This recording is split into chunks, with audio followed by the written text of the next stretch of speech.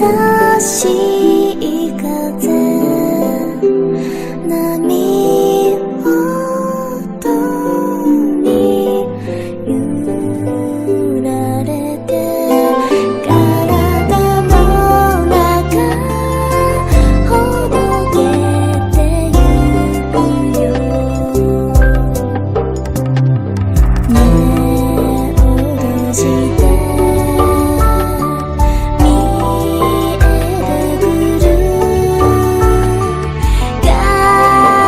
風の行く道がさこぎ出そう光る波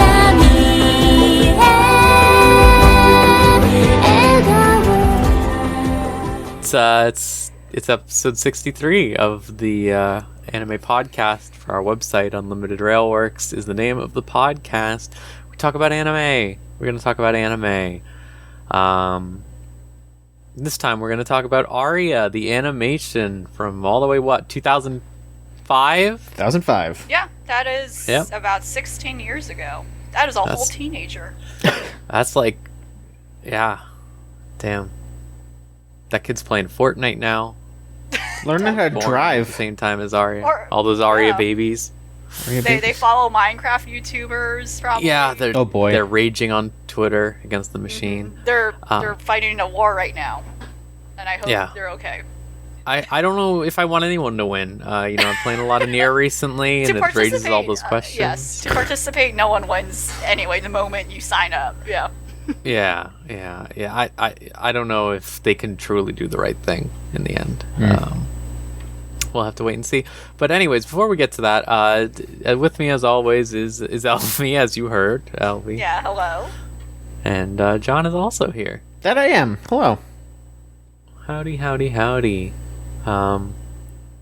Okay. Could you imagine if there was discourse about Aria online? That's what Elvie's got me thinking now. Like, could you imagine if they were like, I like President, okay? I like President Aria, and then someone's like, I'll kill you. I'll kill you. Check out this Mafang cam, and then just all the fucking... I think that's good. Cats. I think that's good. Yeah, hey, don't post Ma fan cams on in my mentions, okay? It's extremely problematic that Ma keeps biting President Aria right on the dick, okay? Yeah. It's really fucked up, really. It is. It's just an unhealthy relationship. Anyways, we're here to talk about Aria, yeah. We are. And Aria the animation. I'll read this little synopsis real quick, but then I want to throw it to Elvie since you picked this show. Sure. Yeah. And you are the Aria expert, I believe. I had seen some of it before, but this was a good chance to see the rest of it and probably watch more later. Aria is it was a manga written in the early 2000s, 2001 to 2002, and then it moved again. I'm just reading this because I think this is funny. It moved to another magazine, and it was there for 6 years, and then I think it ended. And then, but the same thing happened in America, Yes. where it Yeah. was localized under manga. ADV manga, and then like 3 years into that, they were just like, now it's Tokyo Pop, and now I think Right Stuff has it because that's just what happened to a bunch of Tokyo Because Pop stuff. both ADV manga and Tokyo Pop dissolved. Yeah. But I think those two occurrences happened even after dropping, respectively. Well, the Tokyo Pop thing happened because Tokyo Pop went bankrupt. Yeah. So that's Yeah. why they dropped. And then now Tokyo Pop's kind of back. Unclear a little to me. But yeah, now That it's under name Right is Stuff viable. officially. I just think that's very Didn't catch a funny. break. Yeah, just like on both ends, like, okay, I guess we have to go to another magazine, and then it's like, I guess we have to go to another localizer. Like, okay, Jeez. very strange, but very funny. It's all life on Mars in the 24th century. This is very generous, by the way. I would love for this to be the case in the 24th century, that they have like Mars terraformed all the way. But Yeah, like, completely. Like A complete- that was all the very way. Quick. Yeah, all the way. The whole dang. there's maybe planet. too much water. some might say. It's so much water. They renamed Mars Aqua. I'm very much into this concept that they have here because they also renamed Earth Manhome. I'm very into the And they idea keep of saying renaming. it. Yeah, they keep saying it over and over again, and I'm just like, Manhome? Manhome? I think that works better in Japanese, probably just Maybe. Yeah, like I've because never- it's yeah. just too kanji, probably. Right, and it doesn't sound like how we say manhome, so it doesn't sound as strange. Yeah. Manhome. I'm very into this idea of renaming planets. Anyways, it's all about these little gondoliers, these little girls. They go around gondoliering, and yeah, it's just a nice little anime about gondoliering in Neo Venezia, where they have a lot of world building. That's the main thing I like about this show. Is it's just a lot of world building for this cool space age stuff, where it's just people living their day-to-day life, but in space on Mars or Aqua, I guess. Yeah, Elvie, if you want to talk about it, go right ahead. Yeah. They have to gondolier. They have to have this system. They have There's to. just too much water now. They terraformed Mars, and now they're like, oh no, now there's so much water. And specifically, they're like on the setting's on one particular city in Mars, which is Neo Venezia, which is obviously named after Venice. Taking after Venice in Italy, which is what that they're known for. Like, it's a city that floods and goes through tides, so that's what the gondoliers is a very signature thing they have because of that, to navigate around the city because there's so much fucking water. I really love this series as a whole. I think this was actually I don't know, thinking about it, this was definitely, I think, one of my first manga series. I think, like, it's, and paired with a bunch of other shoujo. I think very well, that's the problem with shoujo as a whole. Like, shoujo I probably should not have at the age I was, or rather like, I mean, again, it's a debatable thing. Like, it's one of those things where the age demographic for shoujo can be very loose because some of them are like totally innocent, and others can go into crazy things like characters murder each other, but they're just teenagers, and it's like, what's the deal with that? But anyway, like, and so I guess Aria was like kind of the most wholesome thing I've had at that point in time. It stood out to me as the most different, and I was very attracted to it because of, like, its art. It, like, has such gorgeous artwork, and I can't emphasize enough that if this is something you liked, like, I highly do recommend supporting the manga and getting that, because it's something to really appreciate from, like, just an artistic perspective because of how well drafted and drawn the environments are in depicting the city, like all these buildings that clearly the creator, she took note of, like, inspired by European architecture, and again, just like pretty much totally inspired by Venice itself, right? And getting all that right. But the idea of, like, what if this is, like, also, what if there are elements to the city that are also kind of ruined, and, like, how does this water flow through it, and how are those buildings inhabited and used? So that to me was very fascinating. I guess to talk about the series in general, as before me going down into, like, my own critique of the anime specifically, I actually never have seen the anime as a whole. I've always seen, like, the first 2 seasons, so I'm not sure what happens down the line. But yeah, I love it. But it's I before I go into, like, the later detailed things, it is very different, I think, personally, what I think from the manga. I think they went a totally different direction, which I thought was interesting. And it's been a while since I've last seen this, let alone opened up the manga. I haven't opened it up in years. It decided to focus on other things versus what the manga ended up doing. And that's not a bad thing. I think it took a direction that made sense for the anime, especially at that point in time in which this thing was released into the 2000s, right? I think looking back, I can't really think of, like, other quote-unquote healing anime series that was very successful or stood out to me at that point in time. I wonder, too, if it would have been a risk if they just outright adapted it the way they did. But one of the points I was going to bring is that the manga is very, like, setting focused, but the anime is more character driven. And I agree that it actually has very good world building between both of them.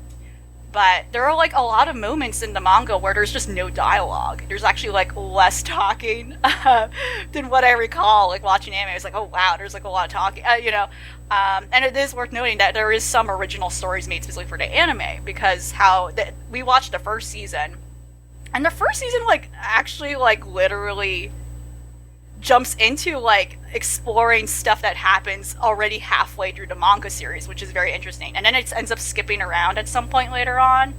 And there are some arcs they just end up never really exploring, which I thought was like a little disappointing. So I don't know actually if they revisit those like later on, and because again I have not seen the entirety of the anime. But it's a very interesting, again, like I said, it's a very interesting approach as to what they chose to focus on in the anime, where they wanted to focus on the characters specifically and their interactions. So they just jumped ahead into introducing everyone at once. It seemed like within the first several episodes, as opposed to spacing that out. Whereas the manga really takes its time showing Akari growing as a gondolier.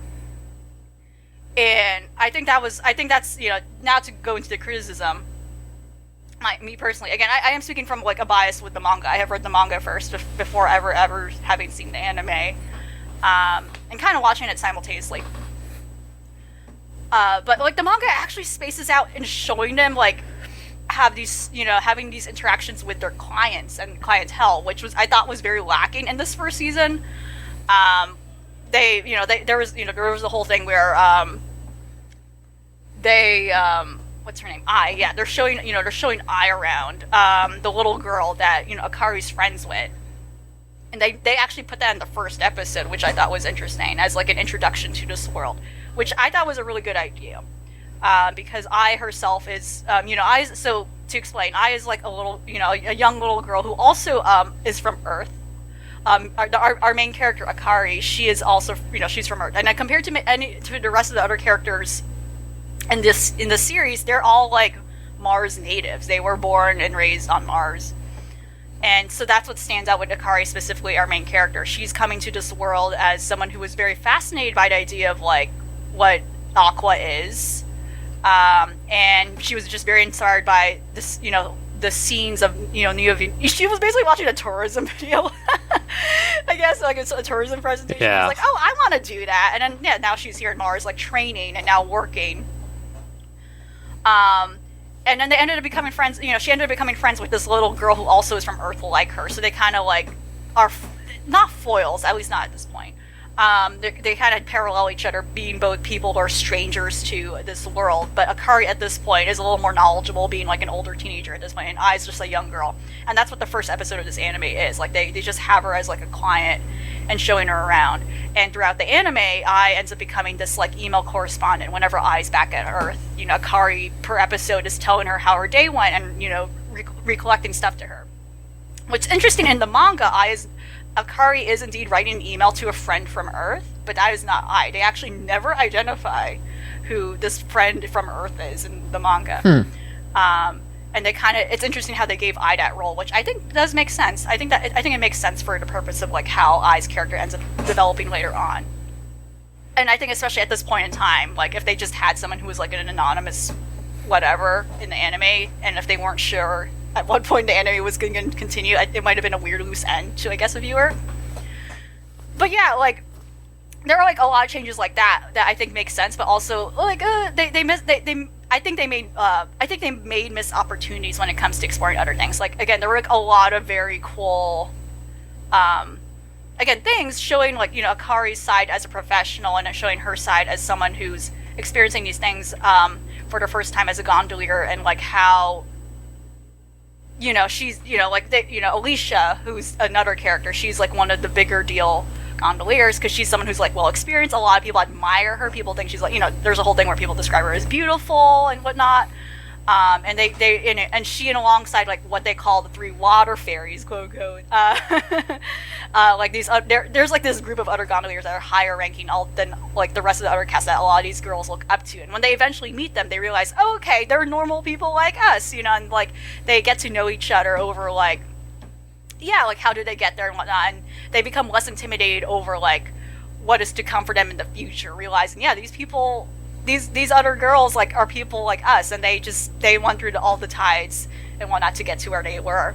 But yeah, there was a whole thing where like Akari had, you know, Woody. Woody. He was, you know, the courier, like the air courier, basically the delivery guy. She, like, in the first volume, I think, or I don't remember if it was the first volume, but it was like in one of the earlier volumes. He was a client for her, and that's where he was first introduced. Whereas in the anime, like, we just outright see him doing his job. You know, like there were a lot of characters where they kind of didn't do that transition for them. They just kind of are just is, you know, like they kind of throw in the viewer to get to know the series by upfront just showing what they do already. They didn't really have a formal introduction phase, which I think was very interesting. But at the same time, we kind of loses, you know, again, my issue is like, we kind of lose those moments over like how Akari gets to know these people and whatnot. And in a weird way, she's more like an avatar in the manga versus her being like someone who's very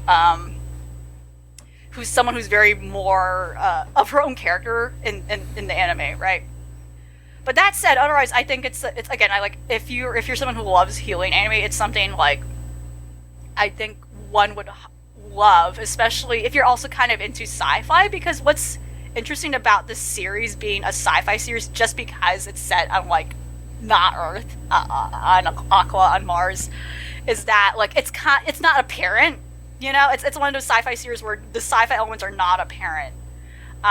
Like they're doing all these like kind of very traditional things that our own contemporary world, we're all familiar with. Like the homes they live in are very much like constructed like art, like classical, classical European buildings. And they just all of it. And like there's none of that flair and aesthetics of like what a lot of futuristic fiction, especially cyberpunk and stuff like that, like imagines what a future world would look like. Like no, instead they chose to like the future humans chose to terraform Mars to look exactly like Earth, which I think is a very interesting argument and like vision for what the future looks like for and I'm quoting like a critic that actually outright said this in a review of the series, where it's imagining like a very optimistic future of the world, despite the fact that the reason they had to terraform Mars was because Earth was slowly getting more fucked up. And that's like a weird thing they kind of throw in. They don't like explicitly talk about it like a lot, but like it's something, especially towards the end of season 1, that they pretty much allude to more, over the fact that like things like, Akari being from Earth, because she knows this, and she often mentions like things like, this reminds me of stuff back at Earth. Well, Manhome. I should probably keep saying Manhome, right? Yeah, you have to say Manhome. You have to. I have to say Manhome. She's like, this is just like from Manhome. Like they visit like an older, like a retired gondolier, like this older woman who, they again another one of those legendary gondoliers, like these girls look up to, like, oh yeah, she's like one of the first women who did the company. It's Grandma. Mars's first. Yeah, Grandma. And they never gave her a name, really. They just know her as Grandma. And they visit her, and they have like a little weekend outing with her. And literally, they're helping her like tend to like a garden she has. And Akari mentions like, oh wow, we can't grow this stuff on Manhome anymore. The soil is like bad. And she like you get hints of like Earth is like fucked up right now. But yet it's such a total contrast to like what is going on in the rest of the series that you forget that the reason why they are on this planet is because there actually has been something bad something bad did happen in the future. But we're not clear what. We're not clear what. So like the only hints we're getting is that maybe there was climate devastation. Maybe like we're not really we don't see the bad things that happen in the future to see these good things happen. So it's just as I was saying, it's such a very optimistic look at the future as a result of a cynical outcome happening. And that to me is very fascinating. That to me is very fascinating and kind of I don't know about like inspiring, but just admirable. I think that's very admirable. I think that's like a very admirable view of like what the future would look like. And to me it's just very interesting that future ended up being inspired by Venice, of like many other things that could have possibly been like a blueprint for like what this future looks like. But yeah, like I said, it doesn't feel like a sci-fi. Like a lot of those things are just in the background. Ultimately, at the end of the day, this is just a series about a bunch of girls who row boats and just interact with each other and how they grow as people, as working people, and just learning about the little elements of this world they live in. And fucked up cats, very fucked up cats. I love them though. Yeah, they're very good. So yeah, if you're someone who hasn't seen this series, basically all these gondoliers, they have different shops, they have different companies, and they don't really have a formal board structure. They don't really have I don't know. It's like a very informal thing where the way they're set up, where they have these mascots that they designate as presidents on paper, and they're all just cats, and they're all fucked up each in their own way, which I can only attribute to the fact that maybe this is what Mars does to some animals. Ultimately, if they live there too long. For instance, President Aria, John, you mentioned he didn't realize he was a cat until a certain point. But he apparently was part of the first company when Mars was. Aria's years old. Yeah, that, and no one unpacks that. That hit me. That hit me on one of the last episodes because they did a flashback to when the three and he looks the same. Yeah, the three leaders of the companies, the major Undines, when they were way younger. He's still there. He's still kicking. He's still there. Exact same look, same age, probably. I guess Mars time. They actually mention that. I guess Mars. I mean, in real life, Mars years are longer than Earth years. So, I don't know. Maybe living on Mars will make you live longer, especially if you're a cat. I don't know. Who knows? Who cares? I guess because they just wanted to draw. They just wanted to have President Aria in that scene. That's why they did it. But yeah, all the gags for them are very good, especially with Aria. And then just him interacting with everyone and trying to figure out what to do. Because any other animals that we've seen are normal, so I don't know what's the deal with the cats. But yeah, it's a stunning, beautiful series. I think. Like I said, I think I do recommend the manga though if you kind of want a different experience, an even more healing one. Like I said, it's something that's a bit more immersive in regards to the environment itself, as opposed to I think the anime being very, being very character driven and very dependent on that. For instance, Alicia doesn't appear as much as she does in anime. She really is more supposed to be a mysterious character in a way. Mm-hmm. Especially with how eventually when the series ends, towards its end, it kind of does pay off as to why she needs to be mysterious. But again, I highly recommend the series. But it does definitely feel of its time, at least for the first couple seasons. You're gonna watch a square, so kind of get used to that again. If you recall ever watching a square standard definition video. And the music I think is one of the best things too. It would be upsetting for something to be called Aria and the music's not good. Very good music, such a beautiful opening where there isn't really a sequence and it's just the song starts playing and brings you into the episode. I adore this series so much.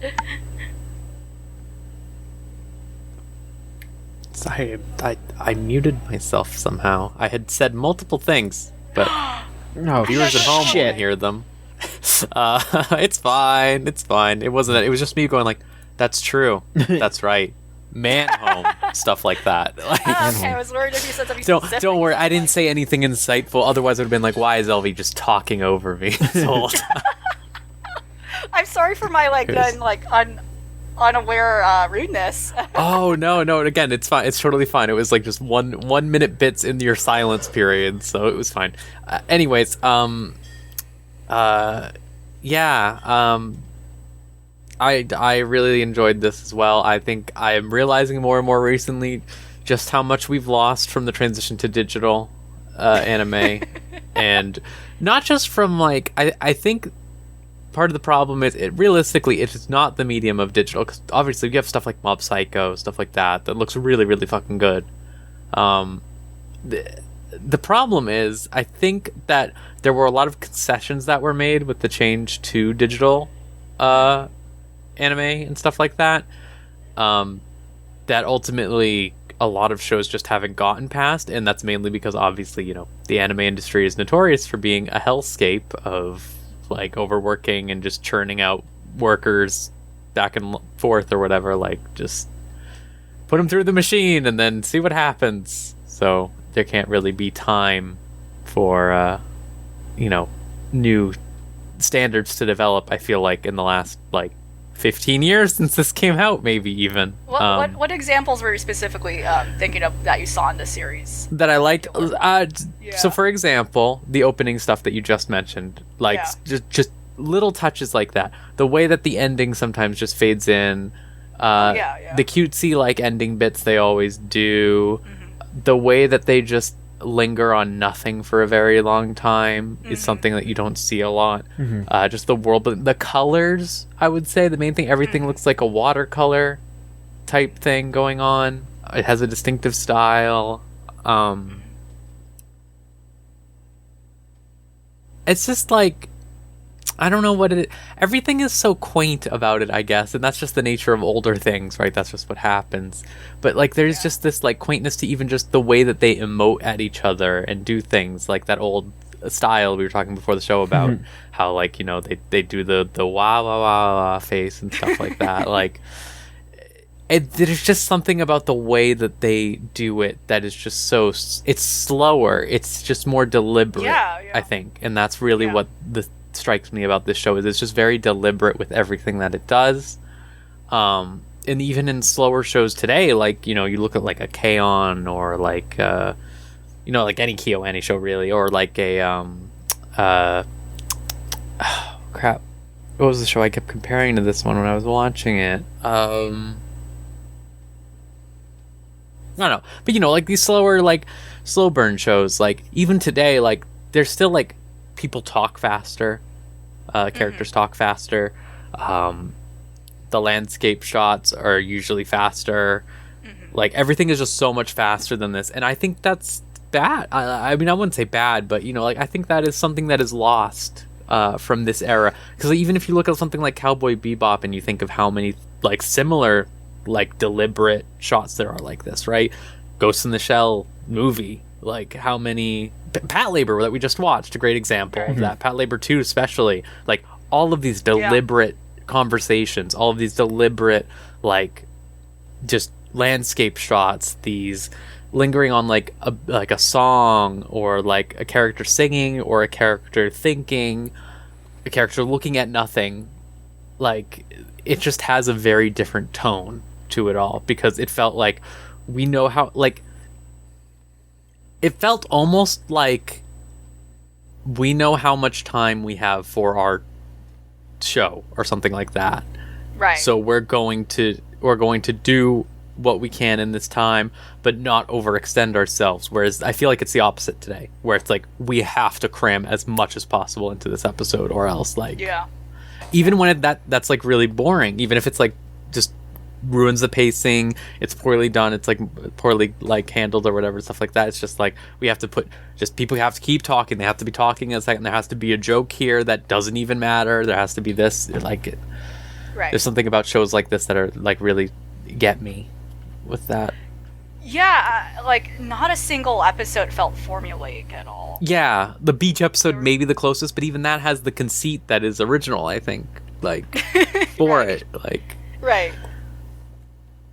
yeah, that's a great point. There's like a lot of moments where, and the opening's like a great example of this. Like it just really lingers on the opening, where you're just seeing the girls wake up and then they're cleaning the house, and then you know you see a glimpse of like, here's in this beautiful view of water, like was, you know, like, and nothing's happening at all. And it's just that, it's like and the music fades into the actual episode.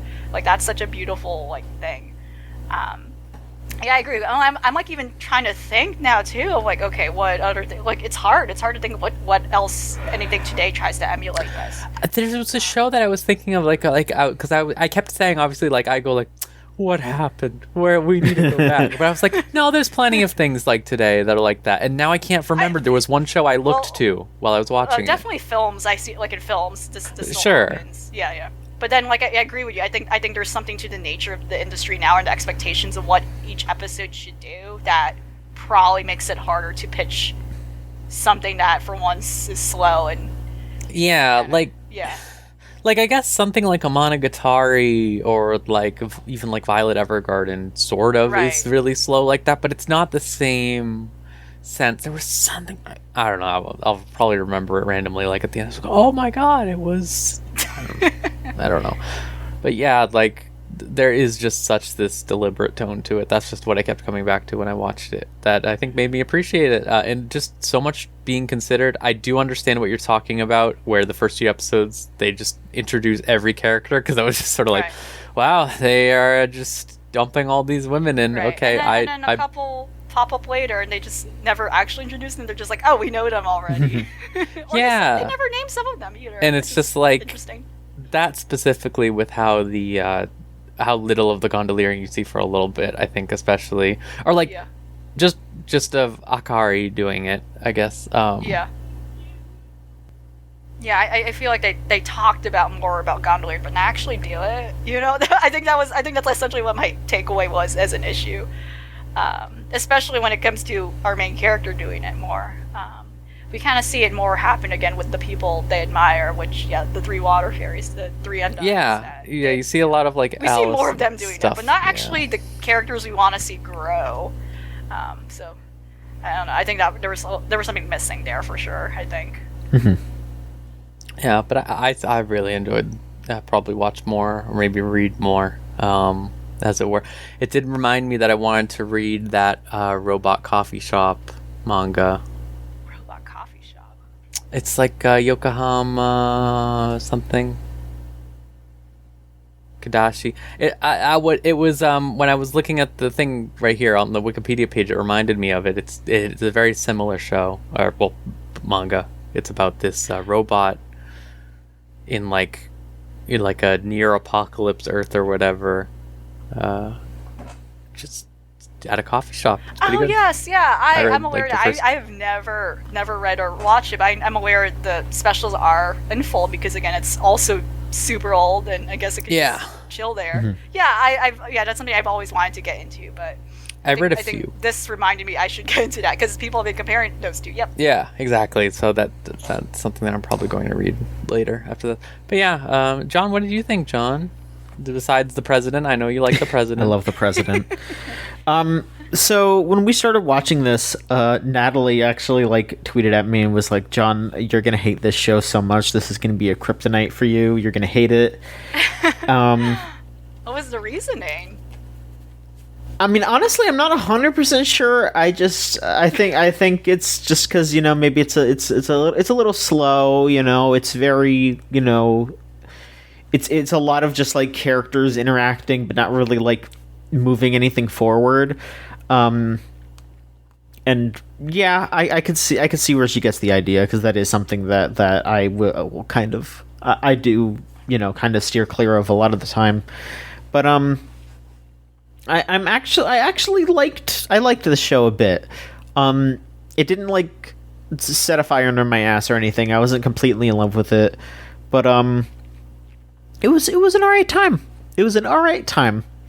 I definitely feel like, there were probably too many episodes of them just hanging out, which yeah, again, more talking than actually doing stuff. Yeah, and it's fine if that's there. I think it's good to have episodes where there's downtime, where characters are hanging out and discussing things. But when on the opposite end, she's running into ghosts and traveling all over to Force is haunted. Yeah, there was that, and I mean even fucking time traveling. Yeah, she time travels in one episode, and I mean even if we there's all kinds of neat stuff that happens in these episodes, and it's a bit of a stark contrast at times, especially because even when it's hitting these more sci-fi fantasy sort of events, it's still a very chill atmosphere about it. And so I'm not asking for Aria 2, this time she has a gun, but I like to see those characters getting up to things. I like to see them, interacting with each other. I thought it was pretty egregious in the last episode, the New Year's episode, where everyone shows up and they're just like, wow, here's all this information that you didn't know about me. You didn't know about this. And it was just where was this during the rest of the show? Why? I definitely don't remember, but I can definitely tell when I kind of vaguely remember this is definitely an anime original thing they had to put in. I don't, I think the finale was definitely one of those. Sure. I definitely don't remember that happening at all. Right. Where they're like, yeah, we gotta close the season. We don't know if we're getting a second season, so everyone's here. Thing. That makes sense. Yeah. But overall, it was good. God, the opening and ending are so beautiful, so beautiful. I would close my eyes and just let it wash over me when the ending started, and the opening, yeah, you all were right, where it's so beautiful watching the shots of not even of characters, just shots of the sea or of people bustling about while this beautiful song is going on, just about these girls being undines and doing their job and all that. It's a very, very pretty, very, very relaxing show. It's definitely the kind of thing where I don't know. It feels kind of weird to say, but this is almost a show I would recommend to watch just here and there. This would be something where I'd be get the Blu-ray and just if you're having a slow day, if you're having a day that you just want to relax, you want to get into a mood of relaxation, put on one episode of this and then take a nap. Don't fall asleep during it, but watch it, get into that mood, take a nap after it. That's how I feel about this show. Right. And I mean it, and I mean that in the best possible way. It is just this nice, relaxing show that will just get you in this wonderful state of mind of just pure peace. Aria, we're here. It made me feel like that comic of the Feels guy dreaming he has a baguette and he's in France on the bicycle. Yeah. And then he wakes up and cries, but it's gondoliering. Exactly. You want to take a ride with them. You want to have this lovely experience where you go on a little adventure with your gondolier girl. You're just I'm taking this ride, and now we're gonna go deliver a letter to someone who died while terraforming. My favorite thing is whenever they actually do a trip or they end up feeding people at the end. They're like, oh, I want to go to my favorite coffee shop. I realize that's a thing they do every boat trip. They're like, oh, I'm gonna show you my favorite food. That's great. I love that. Yeah.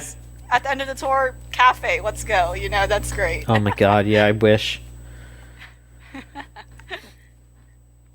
All right. So I'm gonna posit a challenge for you all. Okay. Who is your favorite of the singles of the main trio, and then who's your favorite of the three water fairies, the three powerful women? Powerful. Yeah.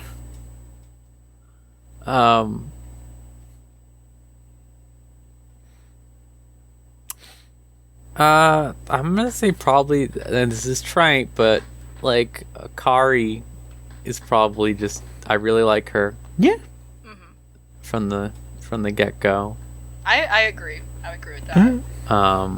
And then my favorite of the water fairies is easily Akira because she's twisted. She is really twisted. I like when she's just like charging after. My favorite scene, I think, is the one where Alicia is doing the fucking Ara over and over again. Oh, yeah, and she's her just like, I'm gonna kill you, I'm gonna freeze. kill you, and she just keeps going Ara, and like shrinking into the background. Their dynamic is very good. They are, It's yeah. very good. She's also a great cook, apparently. You know? Yeah. Yes, it's like, oh, cool.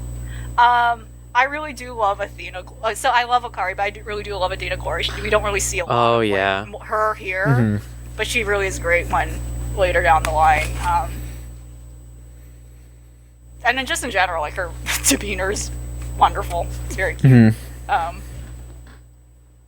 Absolutely. Yeah, I think my favorite is probably Aika. Like, again, I also really like Akari. Don't get me wrong. She is also twisted in her own. That Himeya company, they're all They're twisted. all off the Everyone shits. in that. And because Akira is the way she is. That is true, but I just like Aika because she is so like she's very headstrong and very just sure of exactly what she needs and exactly what everyone else around her needs, and she's ready to just be gung ho about it, and I just like how she like pushes things along. But then I also really like that her being so gung ho like makes her kind of run into walls a lot too because of how slow and relaxed everything is in this world. There's a good dichotomy where there's some times where she is, you know, her like kind of getting like being like, all right, let's go people, let's actually learn something is kind of needed, but then there's other times where it's just like, no, we're just chilling, relax. Like I really like during the whole grandma episode where like they go over there just to, like have a vacation, and the whole time she's just like, when are we going to learn how to be better Undines? And everyone's just like, Yeah. Grandma's like, wait, you came here to what? Like Right, she thought like they were there for like a whole training Yeah. montage, but that was not the case. She was just literally helping this old lady do chores. Yeah. Because she's so old and alone. Yeah. And then I would say my pick for favorite was also Athena, just because, yeah, her whole thing is just that she's super spacey, and it is very funny pretty much consistently, like during their flashback moment where she doesn't realize that she has to duck under bridges, and she's just like spilling water everywhere, but then she's also got a beautiful singing voice, and it's, you know, all of the scenes where she's singing are very beautiful. So that's it. I can agree that I still enjoy her, even if she's not my favorite. It's pretty good. Yeah. I would say that there isn't a wrong answer here. I think they're all great. Yeah, maybe you should just like them all. Yeah, you should. Everyone should. And yeah, I will just say, President Aria, the little marshmallow bastard, that is great. Makes the weirdest noise in the history of mankind. It just goes like boing all the time. It's great. I love him. His little side story thing was a very good. It's a very good episode. Yes. Yeah. And his superhero persona. Yeah, he's a superhero for no reason. But yeah, all the cats are great. I really love the. Yeah, we talked a bit about the light sci-fi, and I do really like how it's not like, I especially like that it isn't highlighted that much. It makes it very real. It makes it very commonplace, you know? Like, you think about how things are today. Like, imagine 40 years ago showing people a smartphone. It's that sort of thing where, like, Right. yeah, it's normal for them. So, you know, there shouldn't be any, like, super big highlighted moments of, you know, Woody flying around in his, like, air bike. It's like, yeah, he has that. Lots of people have that. It's fine. Yeah, it's a very real show. It much like how Aqua, the planet, invites people and accepts them in. I felt like Aria, the show, invites you in and you feel very accepted as you watch it. It is a very accepting show, I would say. That's very poignant. It's basically just like how Akari is, kind of like, no one, like, when, again, we don't really see the scope of like her first entering this planet. Like there's like definitely a story where they do explore that was not shown here. Right. And again, I don't know if they do that later on, but as a flashback or something. But like, they very much like have embraced. They never acknowledge she's like an Earthling. There's no weird like, oh, and that's great. There's no fucking weird racism here over like, oh, she's an Earthling. Oh, she's a man-homian. Like, any other sci-fi thing might pull that bullshit for no reason. I'm like, right? There's none of that here. Not to say nothing bad happens. Bad things definitely do happen. Like I said, there is a weird underbelly where they imply Earth was like done a dirty. Now that's why they had to do this. But there's also an implication that Earth is probably not so bad right now because, again, Earthlings are coming back and forth visiting this planet. But it's just the idea that something bad, again, like I said, something bad had to happen for this thing to happen. But yeah, she as an Earthling, they're just like situating her, like, showing her like, again, all the things that they do, because it very much is just synonymous with what they do on Earth. Nothing is not much different, but they never acknowledge that. Like, that's not a big deal whatsoever. It's more like she acknowledges, like, oh yeah, these are things I have done back at home, and she applies the same thing back to the like little girl. Like it's just as they framed a series around us being welcome to this like strange new planet, they do the same thing for those characters. Yeah. All right. So, are we gonna move on? Or we do have one opinion. Yes. Okay. If you want to do this as well, you can send it to videogamechoochoo.tumblr.com/ask, and by you, I mean the people listening. So please consider doing this. Natalie did send an opinion here. She says, Aria is an excellent series in my eyes for how well it balances the zero-stakes, slow-paced subject matter of any given episode with just enough in the way of intrigue to keep a casual viewer from checking out bored. The mostly familiar but kinda alien nature of the setting and the premise do a huge amount of work, and they lend themselves to absolutely beautiful visuals too. I think it would be hard to find a series more relaxing than Aria. Yeah. Yeah, I would agree. You're damn right.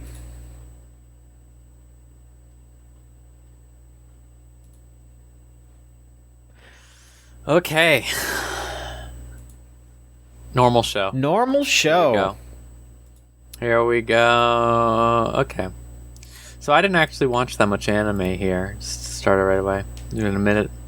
I haven't watched much anime. I've had a bunch of I think me and my housemate, that's how we watch most of our anime, is together, and we've both had various things we have to do on any given day, so we're a little behind. But I will just say, with a quick catch up, Elvie, did you ever start watching Shadow's House? You were watching that? Yes, I have. Okay. Yeah. It's pretty good. I just think it's pretty good. Good tone. Yeah. Still.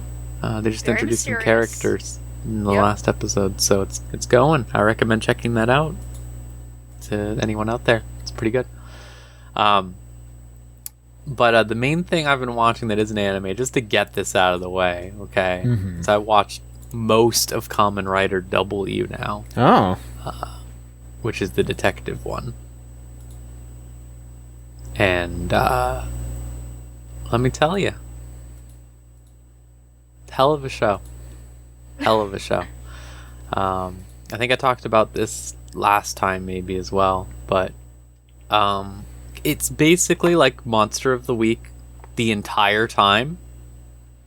Like, usually when it comes to a Kamen Rider series, you have like an overarching plot, there's like a villain for each arc or whatever, something like that. But this is like every 2 episodes is a specific case with a specific monster of the week, and they just bleed in all of the main story stuff into all of those monsters of the week. And I think that is an incredible concept that I can't believe more shows haven't done.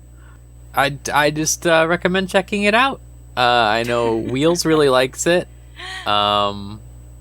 it's probably one of the best ones. It's definitely one of the most consistent ones. Because the thing about, let me tell you about Tokusatsu, okay? As I've been watching a bunch more, a lot of it, people joke about the budgets, but man, you can tell when they don't have the budget anymore, or like something has happened. This one is, I think, the most they knew what to do with their budget. Like they knew exactly what they were doing.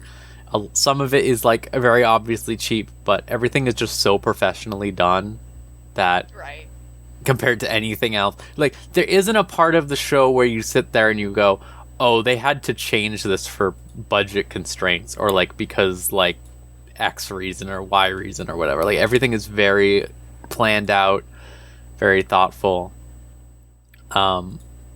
Something I also liked is a lot of the problem with these Kamen Rider shows is obviously they are a vessel to sell toys, right? They are a commercial to an extent. And so what ends up happening in like my favorite one is Kamen Rider Build. That dude gets a new upgrade every episode because they got to sell the funny little models or whatever for the belt that you buy. But he gets like a new one every episode. He has like 5 super forms, stuff like this. In Kamen Rider W, he just got them all from the beginning, and he just does them. And they don't do it. And that lets them be more fun with the monster designs.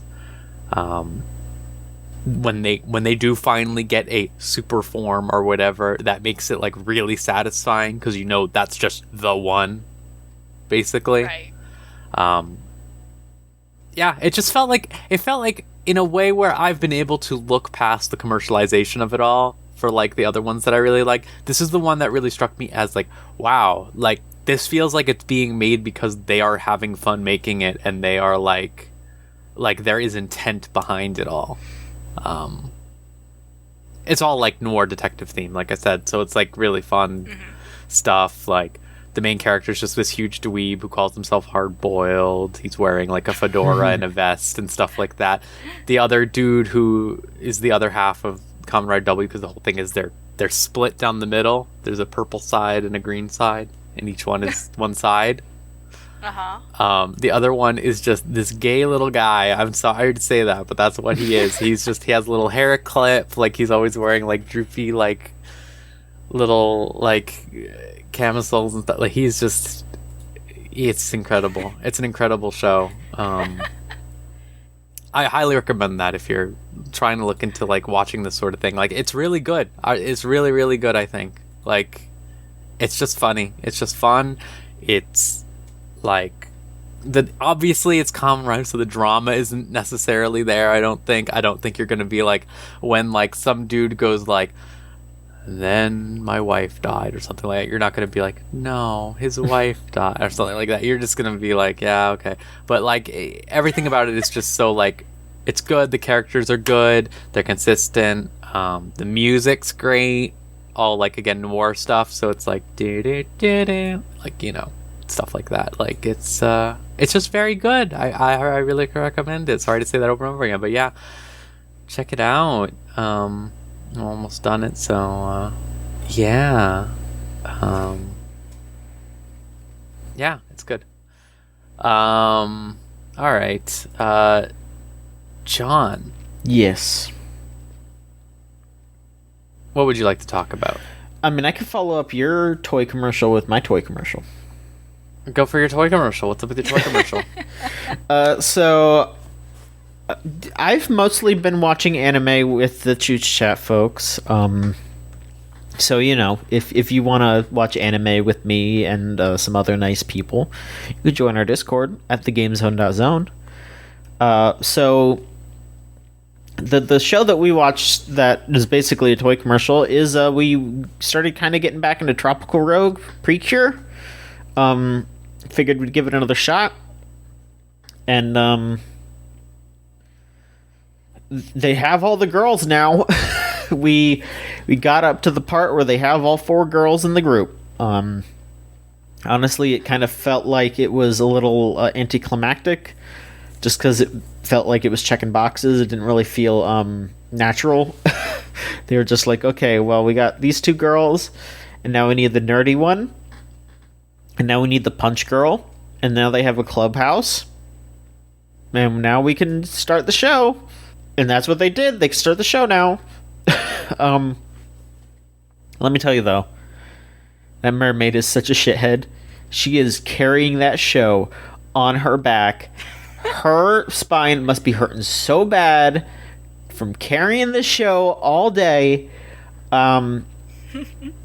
It's more Precure. It is what it is. It's fine, whatever. Wait, what does she do? Like, why is she? She's just snarky as shit, and she's just constantly messing with everybody. Like the whole episode where they where they recruit the punch girls. She's actually like older than they are. Like she's like high school age, while the other ones are middle school age.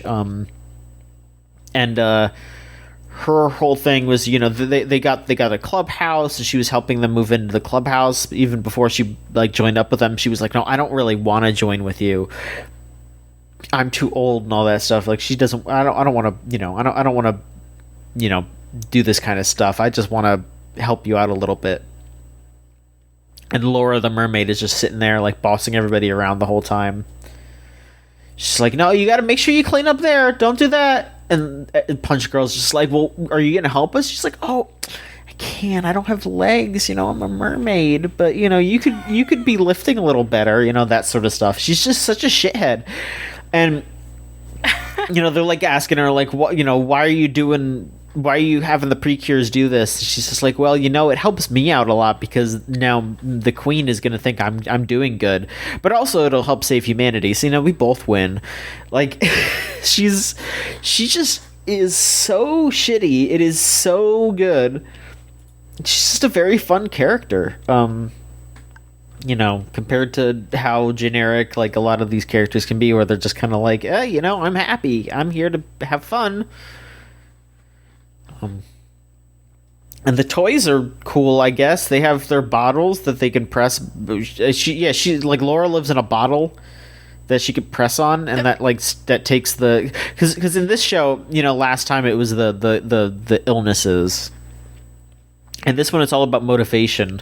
These like creatures show up and they absorb the motivation around them, and so Laura has to like get the motivation back and give it back to people. She's got a bottle that she presses to like absorb the motivation back. And the girls do big, cool battle animations and shit. Like, God, this show is just so much better animated than Heal and Good. It is like night and day. It is so funny. They really did not give a shit about Heal and Good. And I mean, like, it wasn't even. I get that. So no. It's not just the COVID thing. I promise you, it's not just COVID. It looked like that before COVID. It still looked like that. So I know. I'm mostly just talking shit. It's fine. No, I just think maybe it's just like the type of thing where the series would ramp up over time or something. Maybe get to like because of how. Yeah.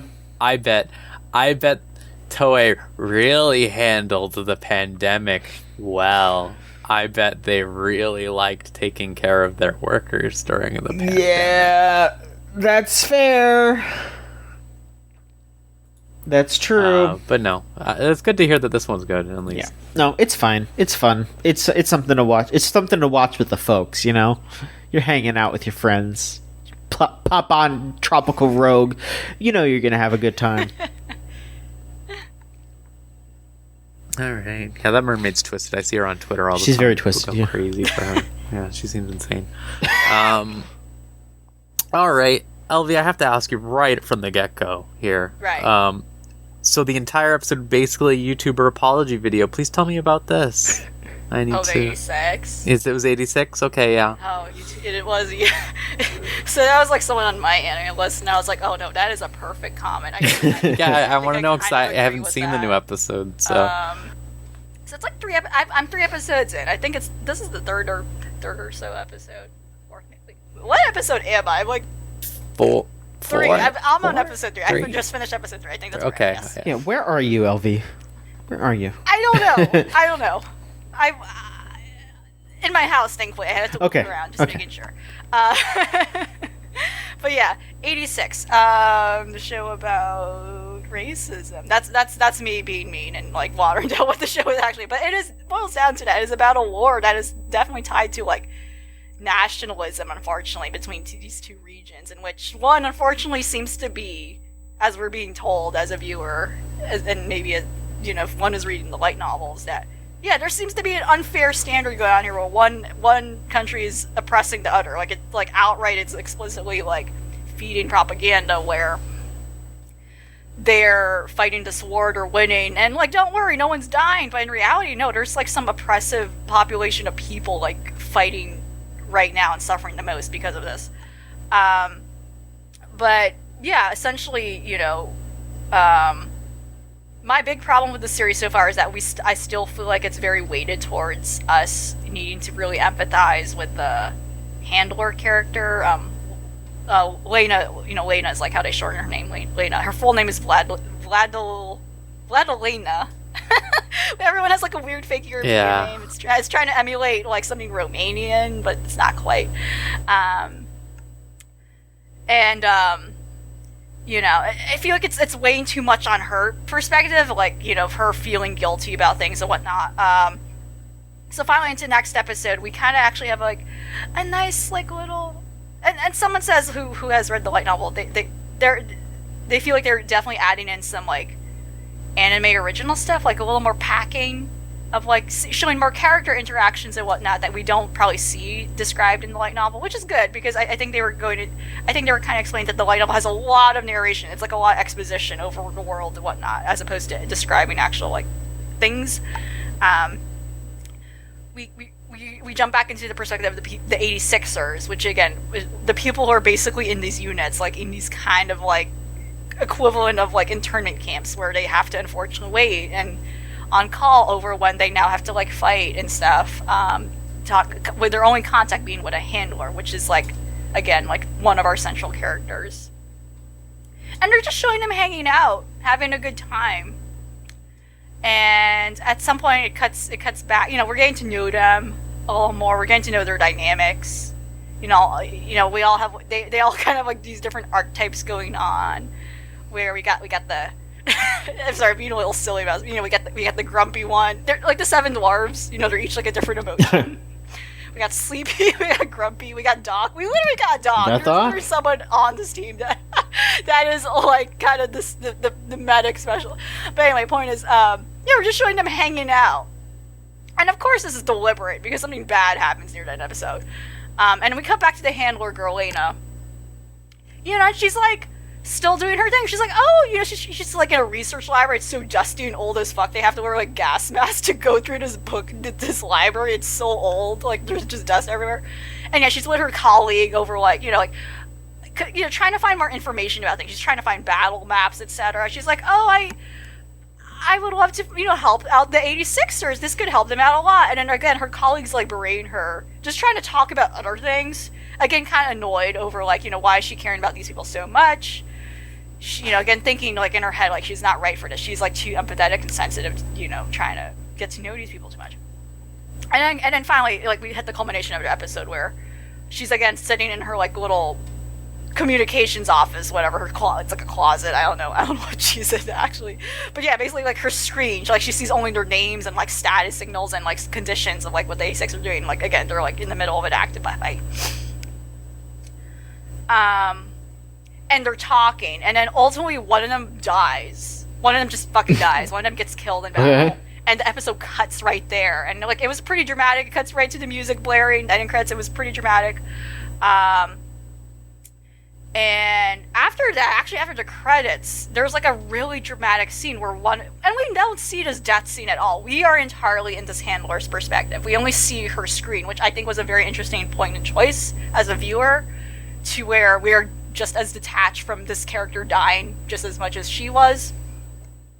And after the credits, she gets told off by one of the 86ers saying, how dare you, she starts crying basically. She basically starts almost crying. She basically starts apologizing, like, I'm sorry, I could have done better, etc. And one of the 86ers, like, actually starts fucking yelling at her, like, starts losing his shit at her, like, and justifiably, and, like, and definitely in a way I agree with, where he's like, how dare you try to feel bad for us when you're, and try to get to know us like this, when you're sitting in your like little cushy desk, working for like a republic that wants to just keep hurting us essentially and keep doing this, like, you know, basically how he was basically saying, you know, how dare you be sad for us when you're comfortable sitting there and you haven't even gotten to know our real names besides our call signals. And that's where the episode ends, which I thought was like very like, whoa, that was very strong and very like blatant in what it was trying to do.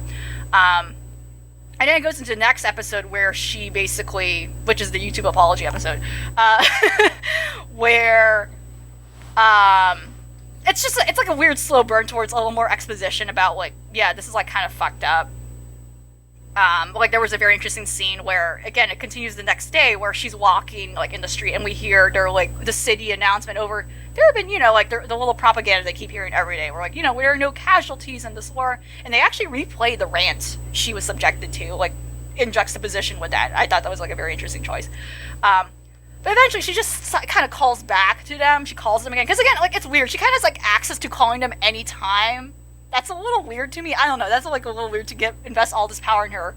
Yet all these people are like berating her over like, you know, you're getting too attached to them. Like, you know, you should stop trying to get to know them. You're not fit for this job. You might as well quit. But she has access to call them anytime. Like, I don't know why she has that right to do that. That's a little weird and invasive. But anyway, like ultimately, the episode like pans over like her finally trying to get to know them better, and one of the other 86ers is a little more empathetic with her situation, saying, you know, our friend here like was upset when was very upset in the moment. You know, we lost someone, and she basically was just starting to get to know them better. It was just like a more development episode.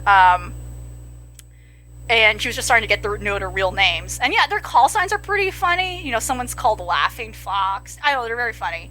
Laughing Fox. That's a good one. And then kind of the main 86er, but we don't really see a lot develop for him that much so far. But he's in tons of marketing materials. Like, he's the one with the dark short hair. And he's called the Undertaker. Not like the rest of them, but like...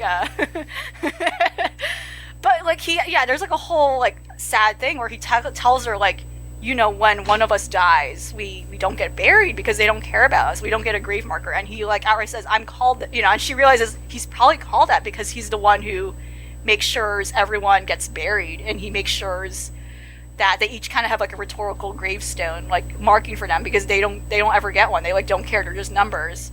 That's unfortunately why, like, you know, he's kind of like the one of the record keepers to make sure everyone gets remembered when they die. Their real name gets known. So it's kind of that. And then, like, it ends on a weird cliffhanger where they might have a childhood connection, which I'm like, okay, now this is gonna probably enter some bullshit territory. But yeah, it was just very interesting. It was just more of a development episode. But yeah, essentially, I call it a YouTube apology episode because she just quickly got a weird redemption arc. Like, within those 30 minutes, I don't know. It was kind of unneeded. I don't know why. But I can kind of get what they were going. Like, it was kind of very much trying to show that this is a complicated situation where she really can't do anything. Like, this is just her job. And she's in the bars. I think she's in a bizarre place where she genuinely is trying to get to know them better, but at what cost? And, like, ultimately, like, it's not right. Ultimately, the situation, too, especially the rest of their society, is like, you know, what is there to gain for her doing this? Like, what is she going to do in the end once she does get to know them? Now she's just, you know, and that, it is a difficult question of, like, you know, now that she's going to get to know them, that when they do eventually die, like, it's going to be worse off for her that she couldn't do anything to begin with. I think that, again, like, my biggest problem that I did mention, like, across these episodes so far is that I think we're too much in her situation. We're too much in her shoes. Whereas we have, like, a whole group of people that we should be getting to know of. We should be empathizing with first. And that's what the series is trying to have you do. The series is clearly being like, yeah, we should... The 86ers are in, like, this shitty situation. They're people, and that's the whole point of this. Like, and they're not being treated like proper people. But it's weird to me that we're... Our point of view is more often in this handler's shoes, first and foremost. It just feels a little more weighted into that direction first. Because one of the characters who died, essentially, that is now that's kicking off this tipping point, we didn't get to know her that much. You know, like I said, I think it was interesting that they didn't bother showing her death at all. Like, we literally only saw the screen just as the handler character has done to show how detached she is from the situation. But we can't. But when they do cut away to, like, showing what the 86ers are, like, the 86 unit is, like, seeing and experiencing, they didn't really. When they developed that character, when they showed that character as is, like, it wasn't a lot. They didn't do a lot with her. So I don't know. I just kind of felt a little weird. Okay, we're gonna just the first major death we're having is with a character who is not going to be a big deal anyway later on. So I don't know. I don't know. It's kind of. I have mixed feelings about the impact they were trying to go for there. But yeah, ultimately, it's. I feel like it's going to the direction I exactly expect it to be. But that's kind of my big issue. It's a little weird to me that this is a show revolving around that. Yeah, we should be acknowledging that there's something messed up going on here, and that this revolves around the issue of like this oppressed group of people that's not really having their voice being told, but we're not really being situated to see their perspective more, as opposed to weirdly putting us in the seat of the quote unquote again the person on the side of the oppressors. That's like a little weird to me. That it's really trying for us to feel bad for this girl who, again, like as the character who ranted at her, saying she's in a position of privilege that is not really, you know, I have no reason to get to know her more. Like, you know, like I already know what her situation is. Like I should be. I want to like yeah, like I said, it's just weird, and I don't like that direction so far. We already know she feels bad. Like, why do I need another episode to show that?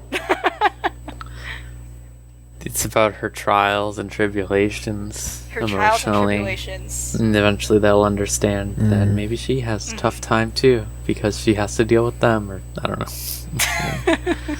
Yeah, I'll probably watch this at some point again, if not just for the Sawano music. But it sounds. Yeah, the music is really good. Otherwise. Yeah.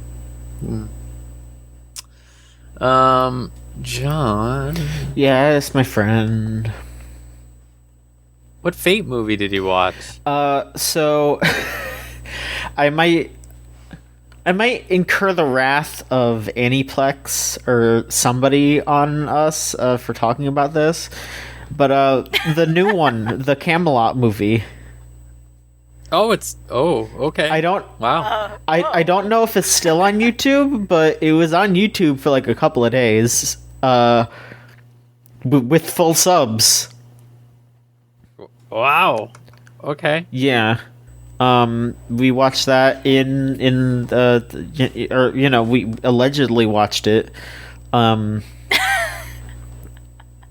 Allegedly. It is still here. Yeah, it's still up there, you know? I mean, like, I remember when the fucking Broly movie was up on, like, YouTube for, like, a week or two, and then it was, like, and then I just remember people, like, passing around, like, a fucking Pornhub link for it, and just being like, yeah, it's been up there for, like, a month, whatever, just go watch it, it's a good movie. You know, like... That's probably what's gonna happen here, but yeah, it's just up there, and it's fine, you know. They animated Camelot. It is that. It is the first half of Camelot. So my question was, I think this is the same animation team that did. I mean, it looks Babylonia. Yeah, yeah. It looks exactly like that.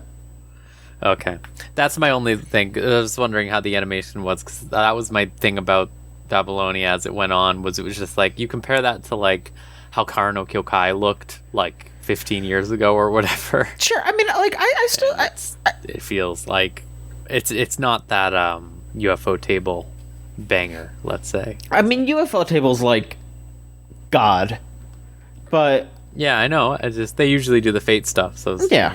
I mean, I still think it's like good looking, you know. I thought Babylonia was pretty good looking, you know. It looked fine. Yeah. It looked fine. It was just it's very they all look like their art, I guess, which is fine, but it's just like I think of how good Unlimited Blade Works looks, sure, for example.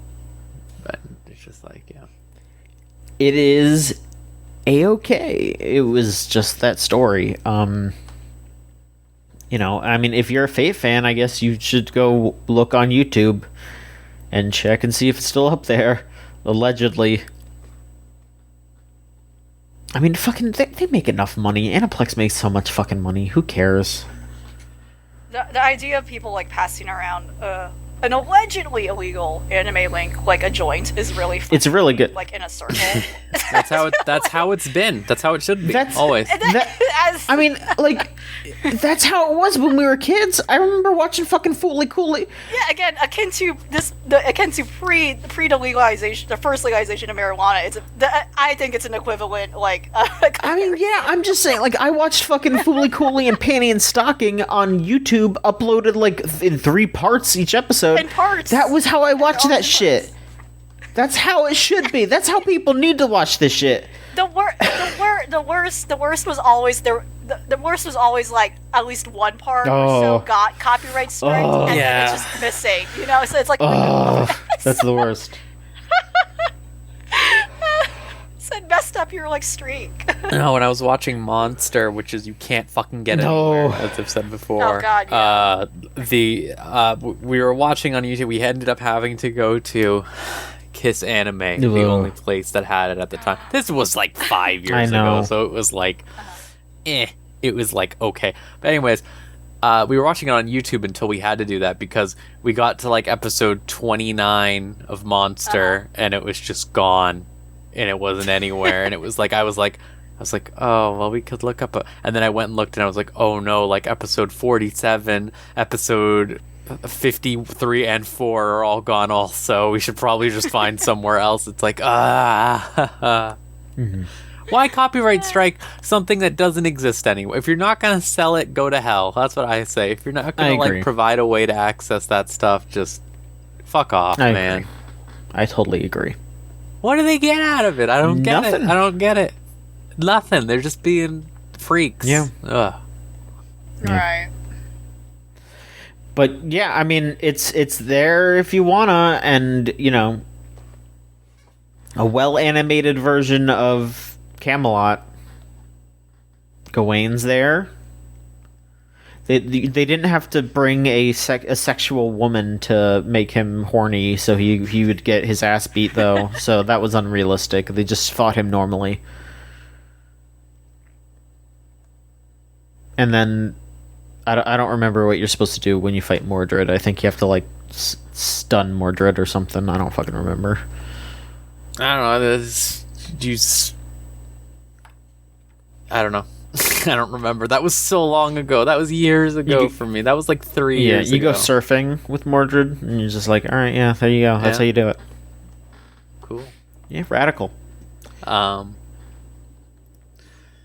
Did you want to talk about something small also, like Super Cub? Sure, yeah. Super Cub's still happening. Fuck. That show is still just a girl who loves to ride on her scooter, and There's a new character though. they introduced a new character who's the other girl who also likes to ride her scooter. And she's basically like, she's like the mentor. She's like, she gives her some advice. She's like, listen, if you want to keep driving somewhere, you can drive somewhere new. This is a new experience for you. Go, ride, live, let the legend come back to life. That's what she's saying here. Let the legend of the Super Cub come back to life. The newest episode was pretty funny though, because she gets a summer job where it's just driving back and forth between 2 schools. She's getting paid like pretty okay for it, you know, like $20 per trip. Like go one way $20, go the other way $20, and then like she does that, like she does, you know, back and forth twice. It's like $80 a day. Sounds good. That's not bad. I'd do that. Yeah. That's great. I'd do that. Yeah. That sounds awesome. It sounds good. You know, the whole thing's like about, she takes her time. She's like, I got to make sure that I get new shoes for my trip, and you know, got to take care of that. And then it starts raining, and she's got to. Oh, fuck. She's got to buy a new jacket to stay dry. She doesn't get a cold.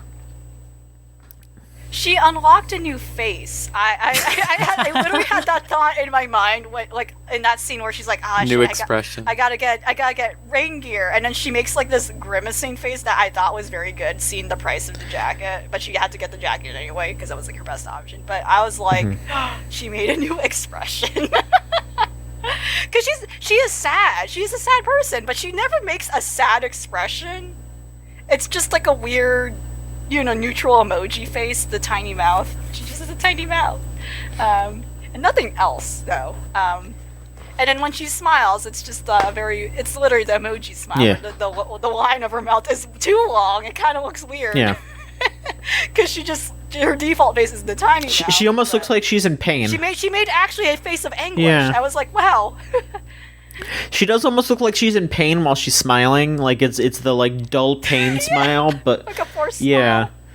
Yeah. She makes that face of anguish a few times in the episode too. Like it was kind of funny because she's developing emotions. Yeah, it was kind of funny because like there was a moment where like she forgot the papers that she was supposed to grab, and she makes that like same like anguish face, and so it's like, yeah, that's just like her like oh no face basically.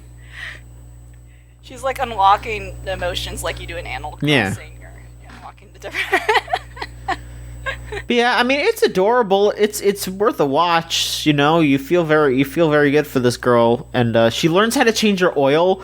Oh my god, we were That was pretty. Yeah, we were freaking the fuck out in the call. I was scared like the shit was gonna fall on her. You know? Like I always get anxious whenever I see people doing work on cars like that under. I'm like, because I think a lot too about like so many accidents that do happen with that, and like just horror stories revolving around that. But most of the time, it's nothing to be concerned about. We were so scared because there was when she's taking the cap off of the oil canister the first time, she doesn't have the fucking the receptacle for the oil underneath it, and all of us in the call were like, no, put it under, you're gonna spill oil all over the fucking place. Like we were all screaming, and like she got it under there before she fully opened it up, but we were like, no, if you do that wrong, there's going to be oil everywhere. You need to have that receptacle underneath there from second one.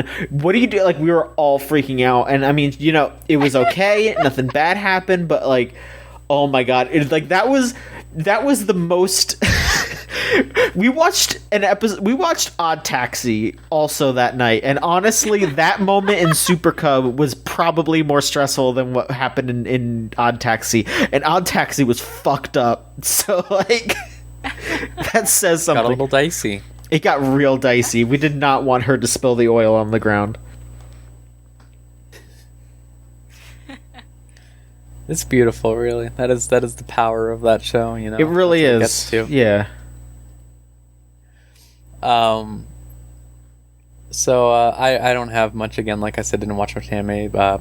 Continuing to watch The World Ends With You anime. It's going pretty fast, I gotta say, and I think that's probably just like, of course, they're making a 30-hour game 5 hours long or something. Like, of course it's gonna happen. They gotta get to the big arc. Yeah. So we're at the Komaeda arc now. Yeah. That's probably why. I haven't seen the new episode with it yet. I saw him as like, oh, next time on, it's him. Mm-hmm. I know this is the best part of the game, probably. Right. Is when this stuff happened. I'm very excited to see them show how Neku died in the anime, just because that was really funny in the game when they revealed it. I just thought it was insanely funny. It'll be really good. I think seeing Minamoto show up also. I like him a lot. The cat boy, who's going to be in the new game. Just making me go like, wow, this sure is just an advertisement for the new game. That's what it is, really. That's what it is. Yeah, certainly. Very interested in that new game, especially after they said it's like 50 hours long. I was like, oh, okay. They were like, yeah, it's going to be like twice the length. I was like, oh, okay. Cool. I hope. I don't know. When Nomura says that he's doing that, it never turns out well in the past, so we'll see. But yeah, other than that, Irama, have either of you watched Irama yet? No. Yes. Oh, you have? Yeah. Wow. This like dress art completely unhinged. is like... Yes. They basically just keep finding ways to put Irama inside of a dress. And every time he does it... There are many... Okay. So far... These episodes so far... Yes. Characters are getting domed. This is what is happening to this show right now. They're getting Characters what? Are being they're getting dominated. Oh yeah, that's what's happening. Domed.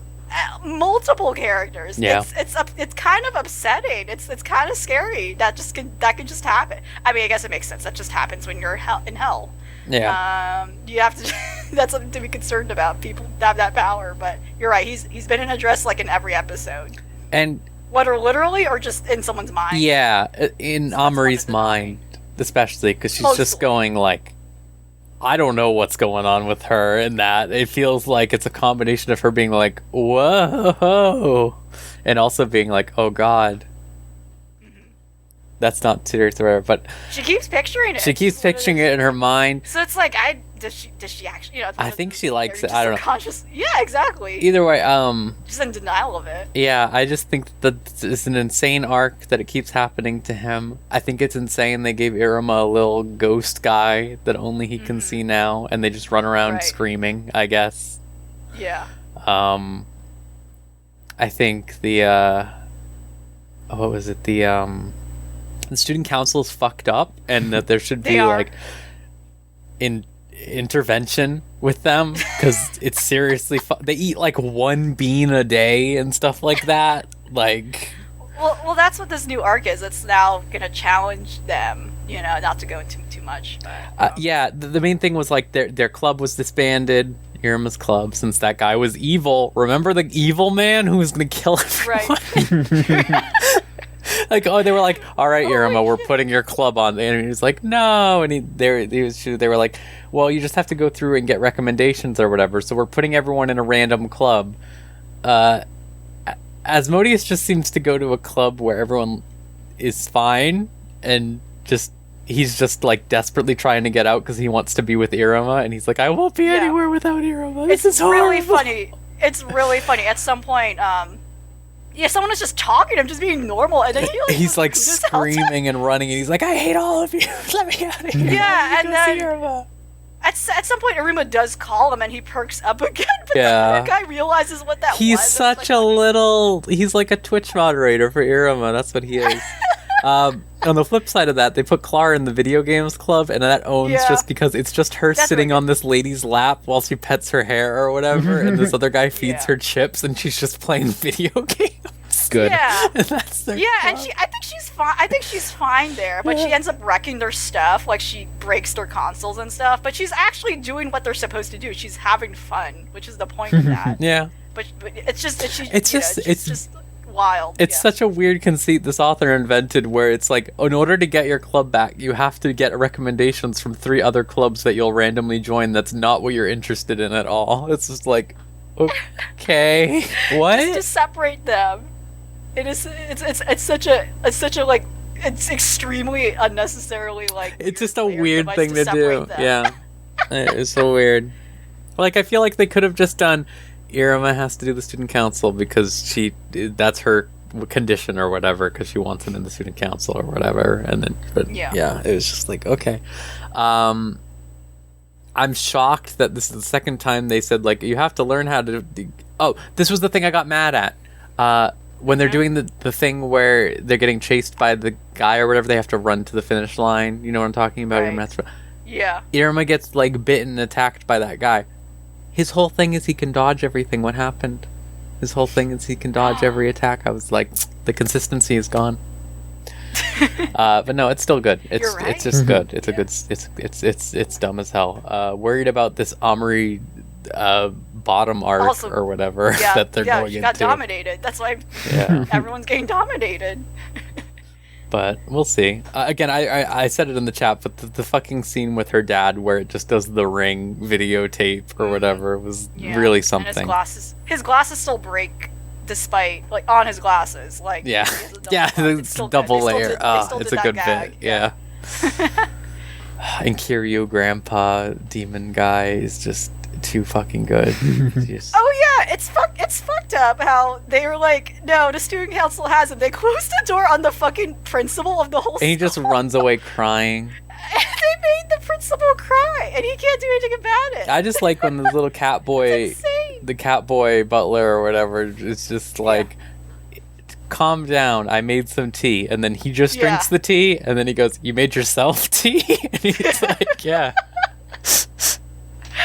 Very good. Yeah, good show. That's all I've watched. That's it, pretty much. So Spider's still good. There's that too. Spider's great. Yeah. Yeah, it's getting dicey. intense. It's getting tense. There's the political turmoil is now kicking in, and I think it feels like we're getting closer to the. Well, actually, I don't think so, but because we saw a baby of someone who's old Who's now. an adult. So I was thinking, it's like, yeah. oh, are we getting now closer to meeting the timeline and hitting the meeting? I like, no, I don't bet think at we're a so certain far. point they'll just skip over, and I feel like it's getting close to that point Yeah. based on some things I've heard. Yeah. So Yeah, for the sake of the anime spacing, probably. John, something else you want to talk about before I hand it to LV? Let's see here. Zombieland Saga had a nice little arc here where there was some strife. It was difficult. They had what's her fucking name? It was I and Junko, because I was she's the idol that was like the most recently deceased, so she, her group was still around, and so that group is touring and stopping at Saga, and so Franz Shushu is opening for them, and so I can't be there, or else they'll recognize her and all that, and it'll cause some trouble. But then because of all that going down, like Junko basically starts to kind of try to take the lead, because she wants, she's supposed to like teach them all the moves and all that, keep them in sync, but she's having trouble because she's usually working with and there's just a whole like segment about like the whole arc is just about like Junko coming to terms with herself, and realizing that she can do things herself without having to rely on Ai so much, but also like Ai realizing that Franz Shushu is really important to her now, and that is like the number one thing for her, but that like she can also be her own person, and Junko can also be her own person. And it's just like this really good overall 2-episode arc that was very well done. Very good. Zombieland Saga is still extremely good. And the next episode is going to be a Lily episode. So shit's going to pop off. Can't wait to see what happens with that one. My fingers are still crossed that we get a Yugiri episode. She never had a single episode last season. And I definitely want to see what's up with her. And I mean, of course, I want an episode focusing on the legendary Tai, but at the same time, I also kind of don't. Like, I want her to have an episode where she's just like, I want her to basically have like a fucking Baby's Day Out episode where she just like goes fucking nuts and has like an adventure without everybody else. But I don't want her to talk. I don't want her to like get hit in the head and like be normal for a little bit and then get hit again. Like, no, I never want to know. I never want to know. If they reveal it, it better be really fucking good. Like I don't want to.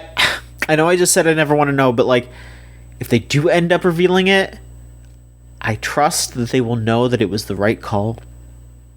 But also, like, it better be really good. Because I just want her to be a zombie. I want her to stay a zombie. And What if she was the prime minister? yeah, exactly. They need to pull some crazy shit like that. They need to. She was the Limburg baby. She's the Lindbergh baby. Yes. Yes. I just Yes. That's what we need. We need crazy shit like that. If it's anything less than the twist that she's the Lindbergh baby, then I don't want to hear it. She's Amelia Earhart. Yes! Where she's been. Yeah, she has to be some sort of missing. Yes. Oh my god. Yeah, that's what I need. That's what we need. Holy crap. She'd be like the Grand Duchess Anastasia. Yes. Yes. That would be the most reasonable. Yeah, That would be reasonable. I can You're see- right. Yeah. yeah. Like I can like usually these tropes are like they're royalty. That tends. So the prime minister too. I think like also was. That's exactly what it needs to be. It needs to be absolutely off the shits crazy, or I don't want to hear it. All right. I can agree with that though. I can. And agree I with mean, that. do you want me to wrap it up though? Or I'll let you do it after. Okay, I'll let okay, you do it after. okay. I'll have Elvie do one, you do one, and then Okay, it'll be okay. fine. We'll finish it up. All right, Elvie, what would you like to talk about next? Because you have a few still here. Yeah, huh. Well, I don't have a lot to say about the mug show, but again, I'm still standing by the live action parts are better. Yeah, that's certainly an Because image. They say you do unhinged things. Like, okay, so the mug show, the anime segment literally was just like the main character, the pink-haired girl. She started like questioning her passion for doing these ceramics stuff because she overhears her dad one day talking about how great her mom was, etc. And she felt a little like, oh, I can never live up to that and whatnot, like. And that's kind of the reason why her dad fell in love with her mom, her mom, because I don't know, he was just very like, he was attracted to her by like the art she did and like the stuff she made for him, and that's how they got together, etc. And yeah, so she was just she's like, oh, I can never compare myself to my mom. Like, why am I bothering to do this? And like, it just resolved. She's like, oh yeah, I like doing this because I like, whatever.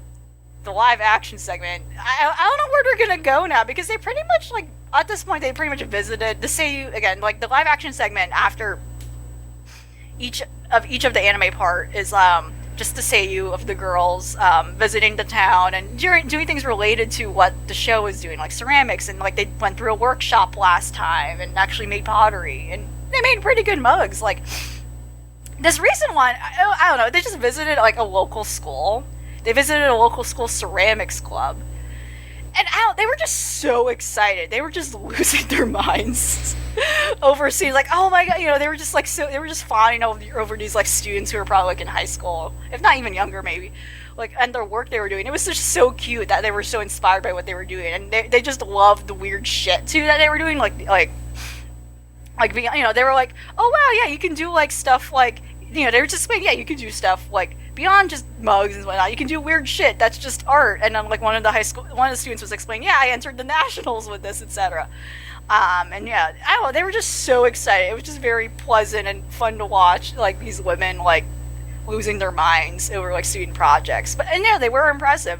But one of them was just unhinged. Like one of them literally was just like it looked like a Junji Ito thing. Like it was literally just like a growth of eye stalks, like literally eyeballs. Identity. Called Identity. Very, very unhinged. Like one girl was later explaining like all the ceramics she does are like body parts, and I'm like, oh no. But they were like, I don't know, again, they were very impressed by that. Like she was in the middle of making lips or something. And yeah. I feel like there's like so much excitement and enthusiasm in the live action segments the actual anime part, what the show actually is, just pales in comparison, because I don't know, it doesn't feel as enthused, in comparison. It's just nice seeing these women like having a good time, excited and hanging out. But I guess like, though, beyond that, like what I'm feeling very strongly about this season, where I just started it like last week literally, with this 2 Year Eternity, which is a brain space show. This is actually based on a manga by the oh gosh, what's the name of it? I forget. It escaped. I don't know why it escaped me. A lot of things are escaping my mind right now. I guess because it's warm. It's very warm right now. I'm getting. Well, you all know it's like temperature is just dramatically rising in my area. We're indeed hitting summer. But 2 Year Eternity is like a very good show so far that I highly recommend. Otherwise, it's not an anime original. I thought it was at first, but again, it's based on a manga. And it's about this amorphous being sent to Earth, or something that's like Earth, by some sort of unknown god. I don't know, to me it seems like it's some sort of god sending this like cube to Earth. Like it's like an amorphous thing that can change shape, and just to use it as kind of like an observant tool to examine what's going on with all the things going on Earth. And I don't, it's not clear what the intentions are, but again, it appears to be just some sort of ambivalent divine being that just wants to do that for the sake of doing that. And for the longest time, for centuries, like this thing like just was a rock. It looked like a rock on Earth, but one day like a wolf or some sort of canine creature dies near it, and the being ends up like replicating itself as that wolf, as this white dog. Thing. And it starts like it's trying to get used. So this thing has consciousness somewhere. It's developing consciousness. It's developing feelings and emotions and behavioral patterns, essentially based around the things that are like around it. It's literally like something that's developing sentience.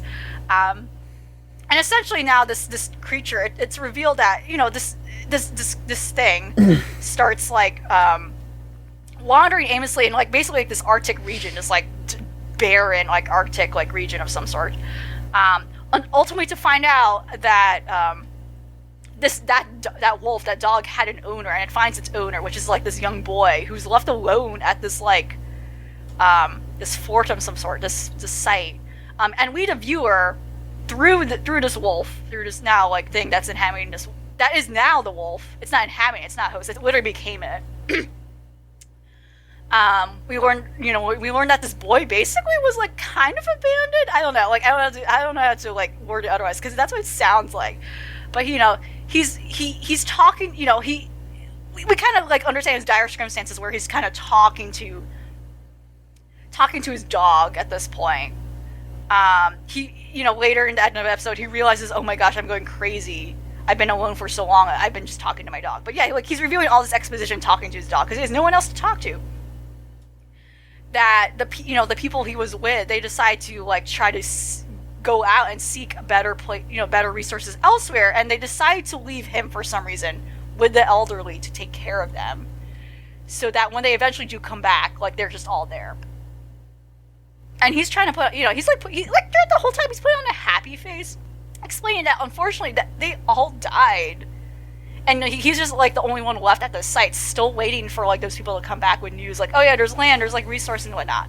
And if you've seen something like Vinland Saga and like are aware of like the historical period of like like people like journeying like far and wide, and like the whole like migration periods around this time, that's like basically a similar thing where like especially a lot of people in like in these regions where it's just completely cold and barren, they all have like these kind of fantasies and visions. Even sometimes tied religiously to the idea of like this paradise, like there's going to be a better land for us, like that's going to be like there's going to have like grass and trees, and there's going to be fucking fruit on trees. That's crazy. We've never seen fruit on trees. And yeah, we're just kind of like going through the tides of this like whole thing, like through this cube, now a wolf, learning about this boy, and basically kind of like a whole like this basically a great summary of human history, and just like kind of like an interesting understanding of like what our like ancestors went through to kind of get to where we are now. And yeah, the whole series is literally this thing like changing form into different things. I'm not going to spoil what happens in this episode, but you can kind of get the idea the moment, like I think this once you start it, but like, and once you realize what happens in other episodes. But like yeah, basically this thing goes through different phases of like what I'm saying, turning into things and learning how to adapt around like becoming now a living thing, like learning intelligence, like learning sentience, because and it's kind of interesting how it's being used as an avatar for us, the viewer, to like explore and listen to all these stories that these people are going through. In the next episode, like the thing ends up wandering into now like this more like moderate, temperate like place, forest, which is kind of bleak because it implies, I think, that that's what those people that left that boy were trying to go to, but they just never made it, right? Like that's what's kind of like upsetting about like the only reason that thing had made it that far, because even though this thing is able to turn into like living things to organism, it does not need to eat technically, as far as I know. Like so, for instance, when it's like eating the first time in a human body, like he goes on all like I'm gonna say he because like the first human body he inhabits is like a male body. Mm-hmm.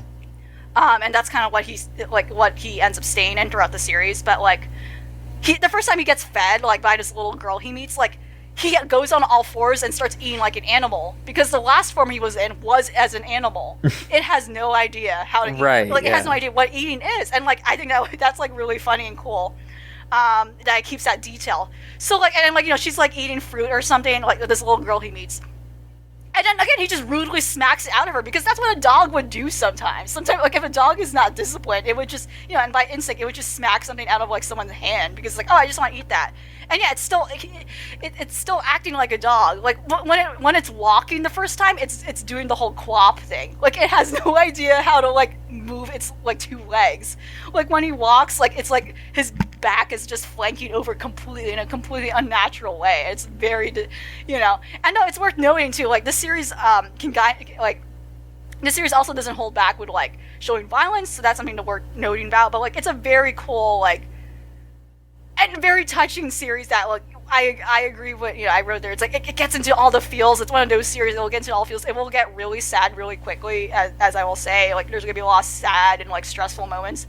But if you're someone into kind of like those survivalist journey you want to follow, like, I think this is one of those things, and I think it's very interesting so far, and it's very promising so far. I think it's very good so far. But yeah, like, it doesn't hold back with showing violence, because yeah, there are fights. This is like a more early part of civilization where people are going to get into fights and brutal stuff will happen.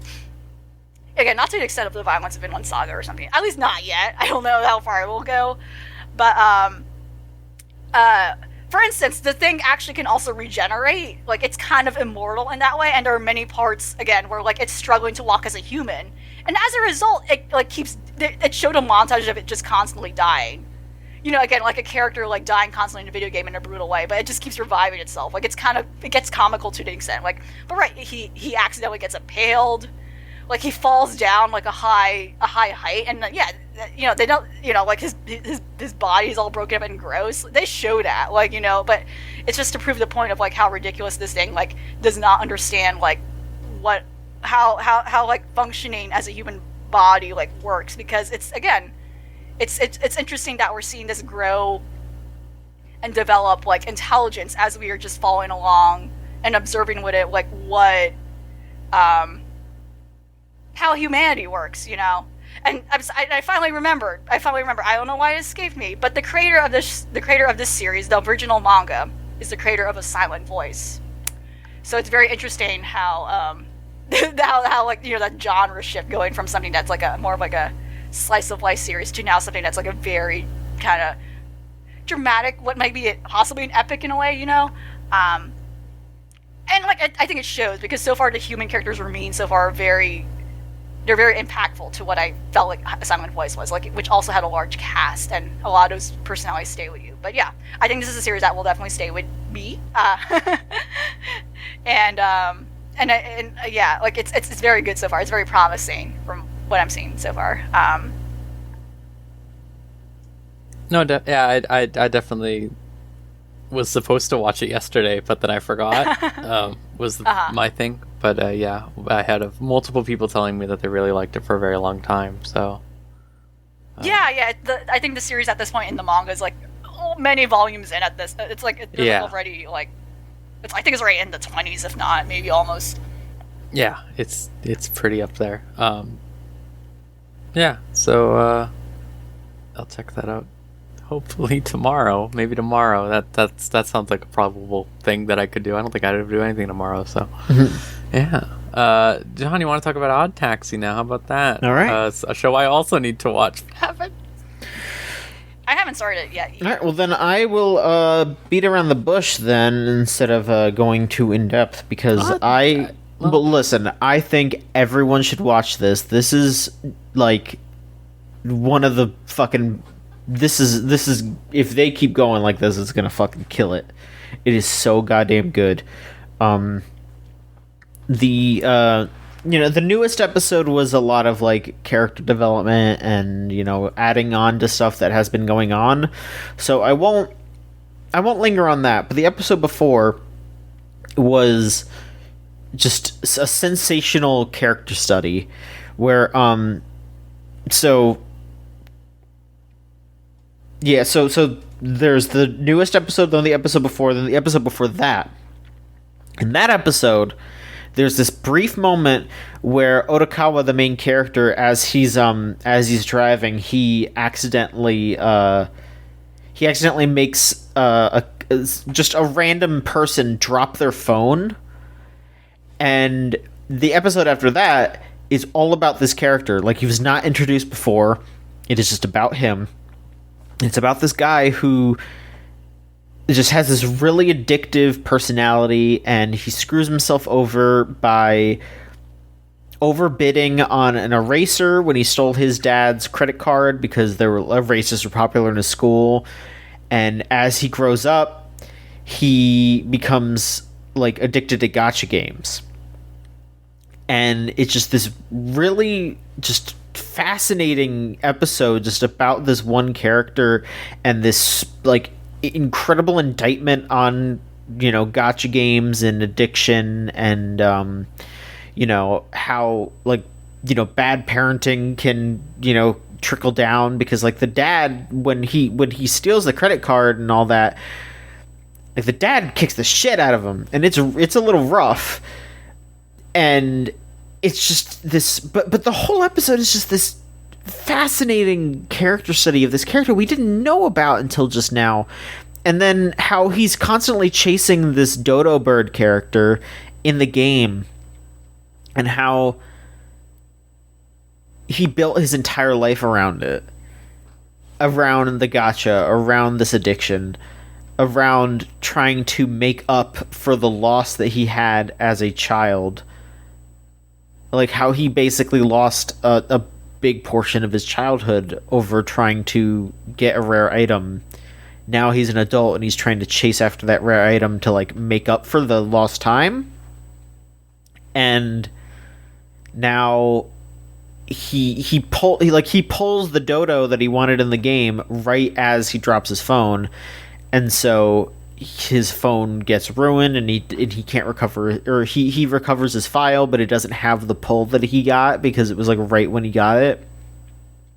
So there's further ramifications of that now, and I don't want to spoil how it goes down because it's fucking crazy, but they just sit there and focus on this character for an entire episode and insert him into the story very masterfully. And I just fucking adore it. I love Odd Taxi. It is so smart. It is so real. It is just this fantastic drama that just also happens to be an anime about animal people. And yeah, I would definitely recommend it to folks if you want a fantastic drama to watch. Yeah, it always sounds good when you talk about it, so I just gotta slot it in. Mm-hmm. I'm just, you know, I'll admit it. I'll admit why I'm not chomping at the bit. I'm just not a big furry head. That's how I am. I'm just not. And I know it's not really that at all. Yeah. I know it doesn't really have anything to do with it. It's just, it is still that barrier to me, you know? You know what I'm saying? It's just that aesthetic differential that I need to overcome. Yeah. Same thing with B-stars, honestly. I know people liked B-stars. I just can't do it. This is more cutesy than B-stars, at least I'll say so. Sure. Alright, LV, do you want to finish up with, I guess, Tokyo Revengers? Okay, yeah, definitely. Oh boy, this is still a really good show. Yeah, this it is. Still Okay, a I was really, wondering. really good show. It's well done, production-wise, and it's still a very, very compelling mystery build-up. You know, speaking of another mystery like Odd Taxi, which I personally haven't gotten around to because it's one of those shows that I feel like I really need to sit down and focus on it, because I did try. I should try to start it off a little bit, but I realized like, oh, this is a dialogue-heavy show. I actually really, it's something I really need to pay attention to, like, you know. But anyway, I've just been like a little busy recently. But yeah, Tokyo Revengers is it's very strong so far still. And I think the big issue though really is the time traveling rules itself, and that's kind of the issue. But yeah, just to talk about a little bit what happened thus far. So again, our main character, he got yeeted back in time. You know, he realizes he can do it back and forth, and it was explained to him that vaguely by, again, his late girlfriend. In the present day, his girlfriend is dead. Like I said, the whole mystery at hand is that his girlfriend died in the present day. She got killed by competition gang, and it turns out like also like part their family too, maybe like including a little brother. He gets yeeted back in time during an incident where he got pushed into the train tracks basically by an unknown person. And yeah, he at first he doesn't realize that he time traveled. He realizes he does, and he got sent back in time to the moment I quote, he says he peaked when he peaked in middle school, which definitely explains some things. But at that time it was horrible. Like, and it explains a lot of things in which like he got so involved in gangs and he got pushed around by them, like because his group was so intertwined with that. And they were basically bullied to the point of like explain why he's the adult he was now, and he realizes, okay, this is the time I can intervene. And when he talks to his girlfriend's little brother, and that already changes some things. Like when he gets sent back to the present, that brother grew up to be like working in the police department in some capacity, and is now helping him in the present day to figure out how to go back and forth to prevent everything from happening, and telling him all these like clues as to what the situation is with the gang hierarchy in the present day to that led to the things the way they were, to change it back in the past and to prevent like things like these two people should not meet, or like you got to prevent these interactions from happening, otherwise this particular gang that ended up killing your girlfriend and cause all this other bullshit to happen will rise to power in the way it does unprecedentedly in the city, like in ways that the main character didn't realize until a certain point that we've been revealed in the recent episode. So he does things like when like in a particular fight he got into, like now back in the past, he ends up holding strong and actually ends up making friends with a gang leader he knows for a fact that he hasn't made in the past. So yeah, basically he ends up making a lot of changes. Like he ends up sticking up for himself more and more confident in such a way that ends up helping his friends be protected. Like, it's helping him prevent like further bullying happening from like other people. He's basically acting like a more confident person because he's now like acting as a confident adult in a kid's body, basically. He ends up learning about we as the viewer, he maybe already knew this, but we learn more that his girlfriend was a very outspoken person. So whenever he got in trouble, or like when something bad happened, she's very much like, no, she very much speaks her mind. Like she's someone who speaks her mind. And I think that's kind of foretelling as to like, unfortunately, maybe why what happened to her ends up happening the way she did, because she seems like someone who's very much into jumping into helping with people, helping people. She like she keeps intervening and stuff in a way that she thinks is helpful. Like she's someone who seems like she has a very heroic personality and steps in a lot to help people and is not afraid of danger. She's someone very fearless compared to the main character. And essentially, I think that was also a cue into like why he was very attracted to her. She's someone who was very kind and genuine and wants to get involved a lot. But yeah, ultimately he makes an alliance with one of the gang leaders that initially in the past, they are people who he didn't want to associate himself with. And he realizes, oh, this is one of the people that I will benefit from building a relationship with, because for them to eventually meet this one other person will like lead to the horrible events in the present. And the recent episode kind of had like a very huge revelation drop where they reveal who pushed him on the train. Who pushed him into the train tracks to begin with.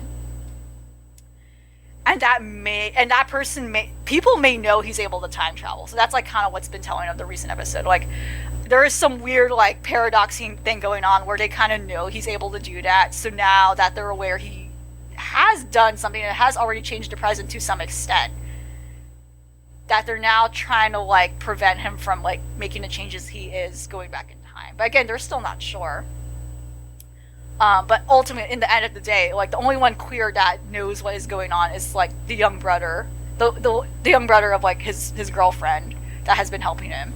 And yeah, it's just very compelling so far. It's just a very good build up to like unraveling a mystery backwards.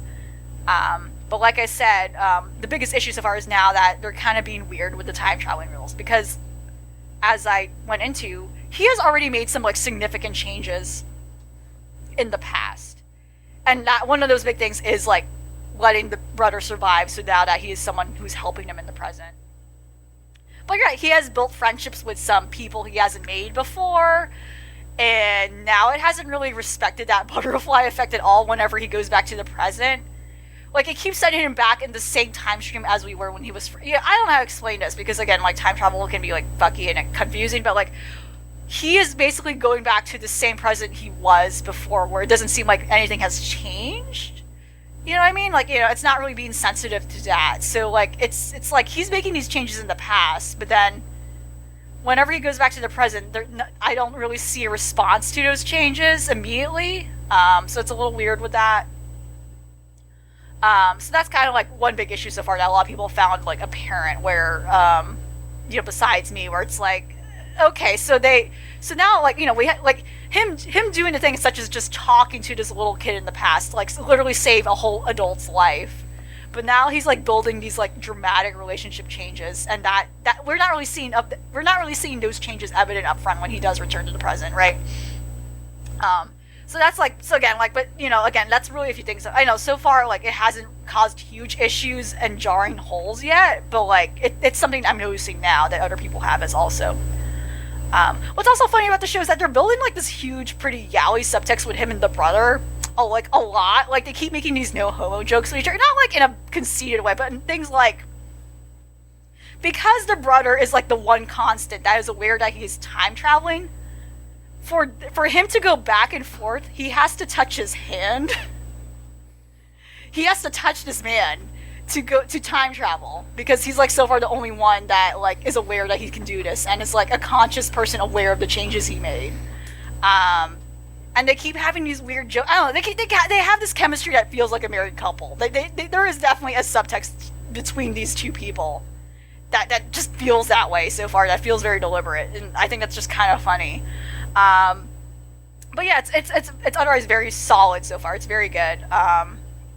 When they get into gang fights, it actually does get pretty brutal, so that's something I would warn. But like, they really don't hold back with it. But yeah, Tokyo Revengers is very, very good so far. It's still holding my interest a lot. All right. Again, another one I need to watch. It's so hard. And I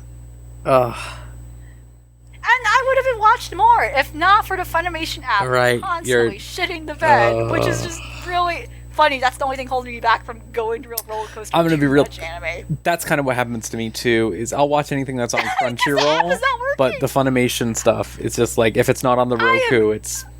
Mm-mm. I am trying to be supporting these series legally, and it's not letting me. It's Yeah. It's baffling. Like so if anyone doesn't know, the Funimation app has been notoriously bad, like, and has been constantly giving me plight every time, constantly. It finally recently had an update to it across platforms, and yeah, they changed the UI. It does look better. It feels better. The subs look better. Like they're smaller now. Like by default, they're much smaller. So now it's like not like taking up like half of the screen. And the quality looks better. It's much better at detecting quality and auto-adjusting those changes. But it still shits the bed. It still shits the bed. When I pause an episode, the subs like desynchronize. Why is that happening? Why is that happening? But yeah, it's so bad. I'm in shock because every time I remember the first time we started having issues a couple of years ago with it, I looked on the Funimation subreddit, and it's all people complaining all the time. There's nothing else. It's all people saying, "Why does this app suck so much?" Responding to nope. them. Yeah. Yes, Just it's all people, and then they go, "Well, it's fine for me," or "Yeah, it sucks," and that's all the comment. Like it's just like okay. There is no unity, and that's so bad. No. It's hell, just like the app. Disappointing because I did hear that the Switch one was better and that they were going to switch it over to more stuff, but oh well. All right, that about does it. Is there any questions you want to read, John? Or we do have one question. And if you, listener, want to send in a question, it's videogamechoochoo.tumblr.com/ask. Maverick sent in a question. Our website's own, Maverick, who asks, with the release of Enco, Netflix's VTuber anime ambassador, what companies will follow suit in trying to bank on anime aesthetics to sell their product? Will we see the Noid get rigged within the coming weeks? Oh no, that brought a horrible thought to us. There is that Maverick for that class. that airplane, AirAsia has a VTuber. I don't know if you saw that recently. So here's my question. Okay. What's the, legal ramifications of this? Because with VTuber, with Hololive and Nijisani and all that, they have to go through a lot of hoops to like stream games and stuff.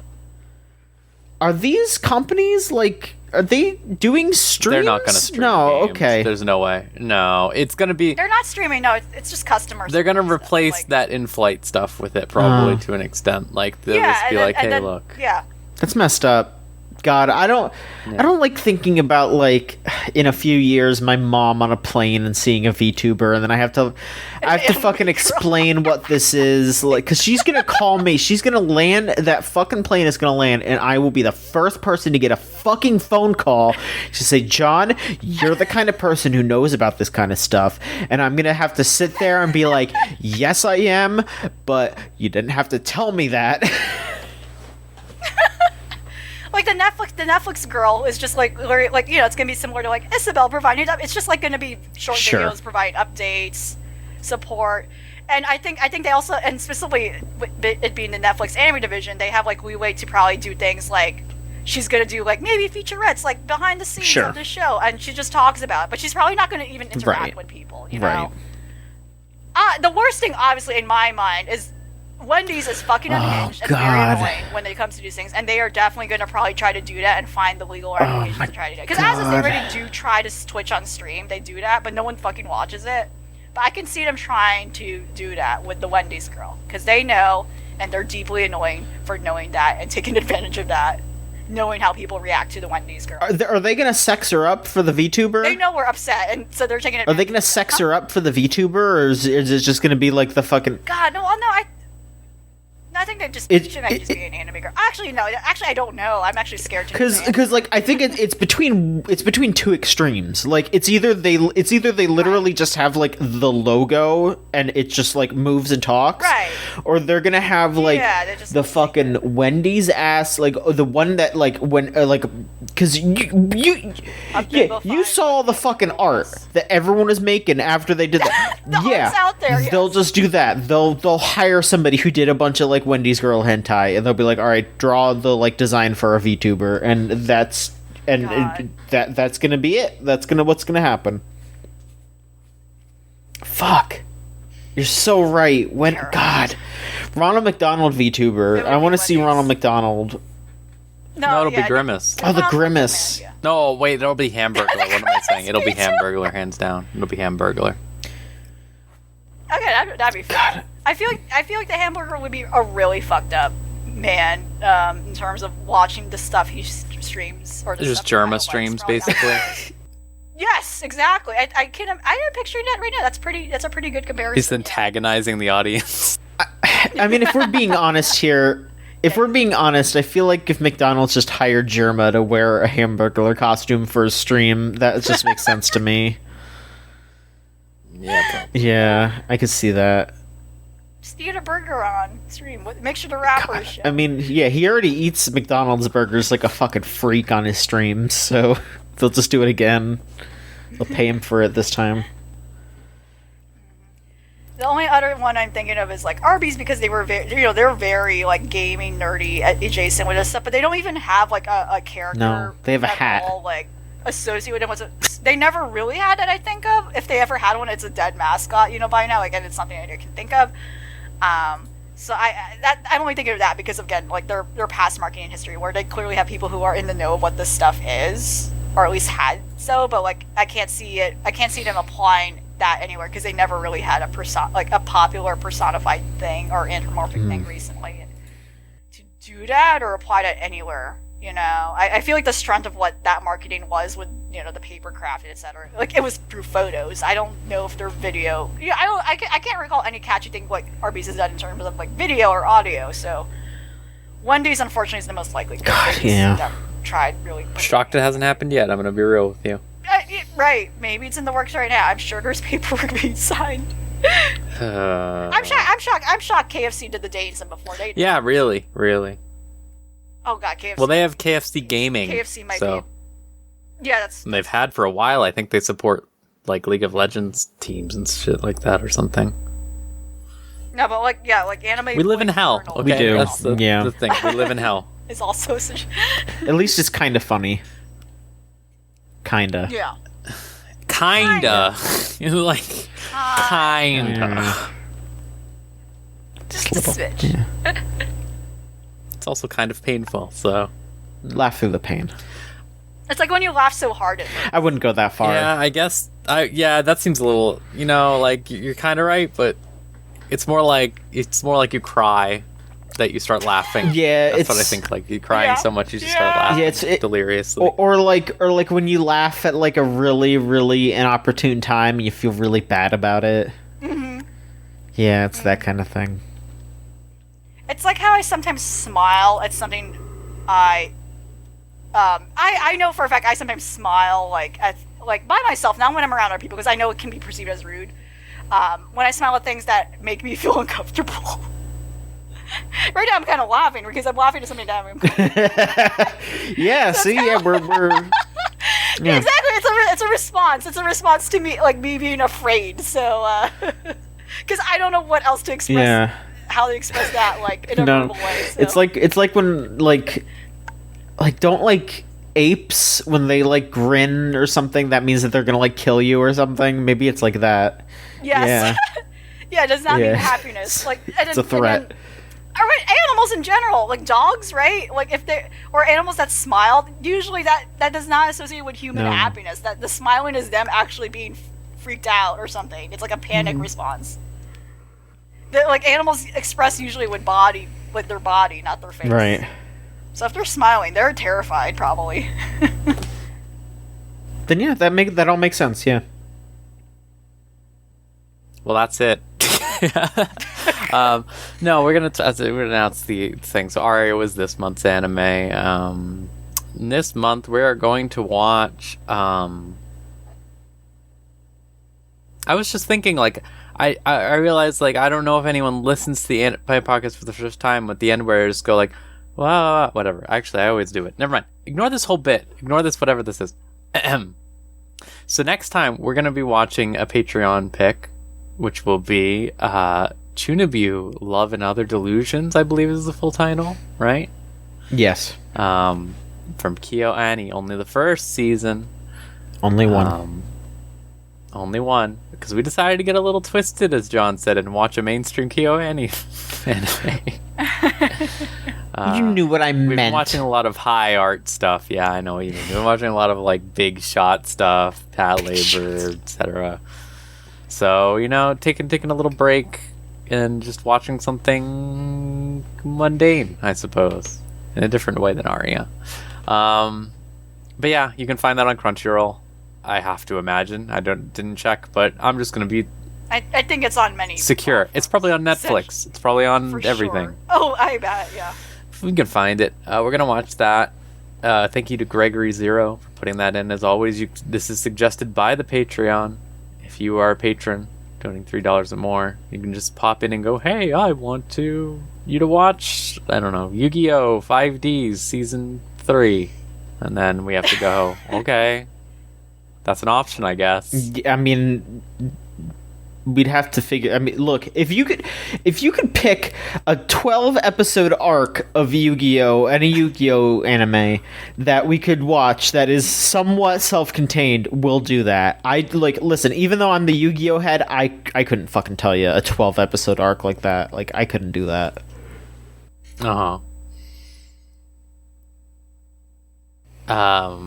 Yeah, I've been trying to figure out that with some longer shows in the future, but we'll see. I don't know. Yeah. Options will be available. For now. There are the movies. There are ways. For now, we're just watching this. And yeah, again, that Patreon, $3 a month, also gets you episodes of the show 1 week early.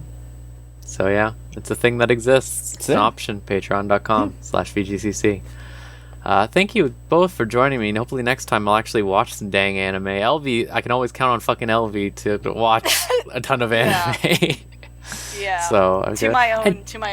Yeah, and even John, you know what? I'm gonna give you this time. You had a lot this time comparatively. I feel like you had a baker's dozen almost. It helps when you have other people to watch with. It's very, very, very true. Yeah. But yeah, that's it. I hope everyone listening has a good night, week, month, year, so on and so forth. And we'll see you next time on another episode of Unlimited Railworks. Bye-bye. Adios.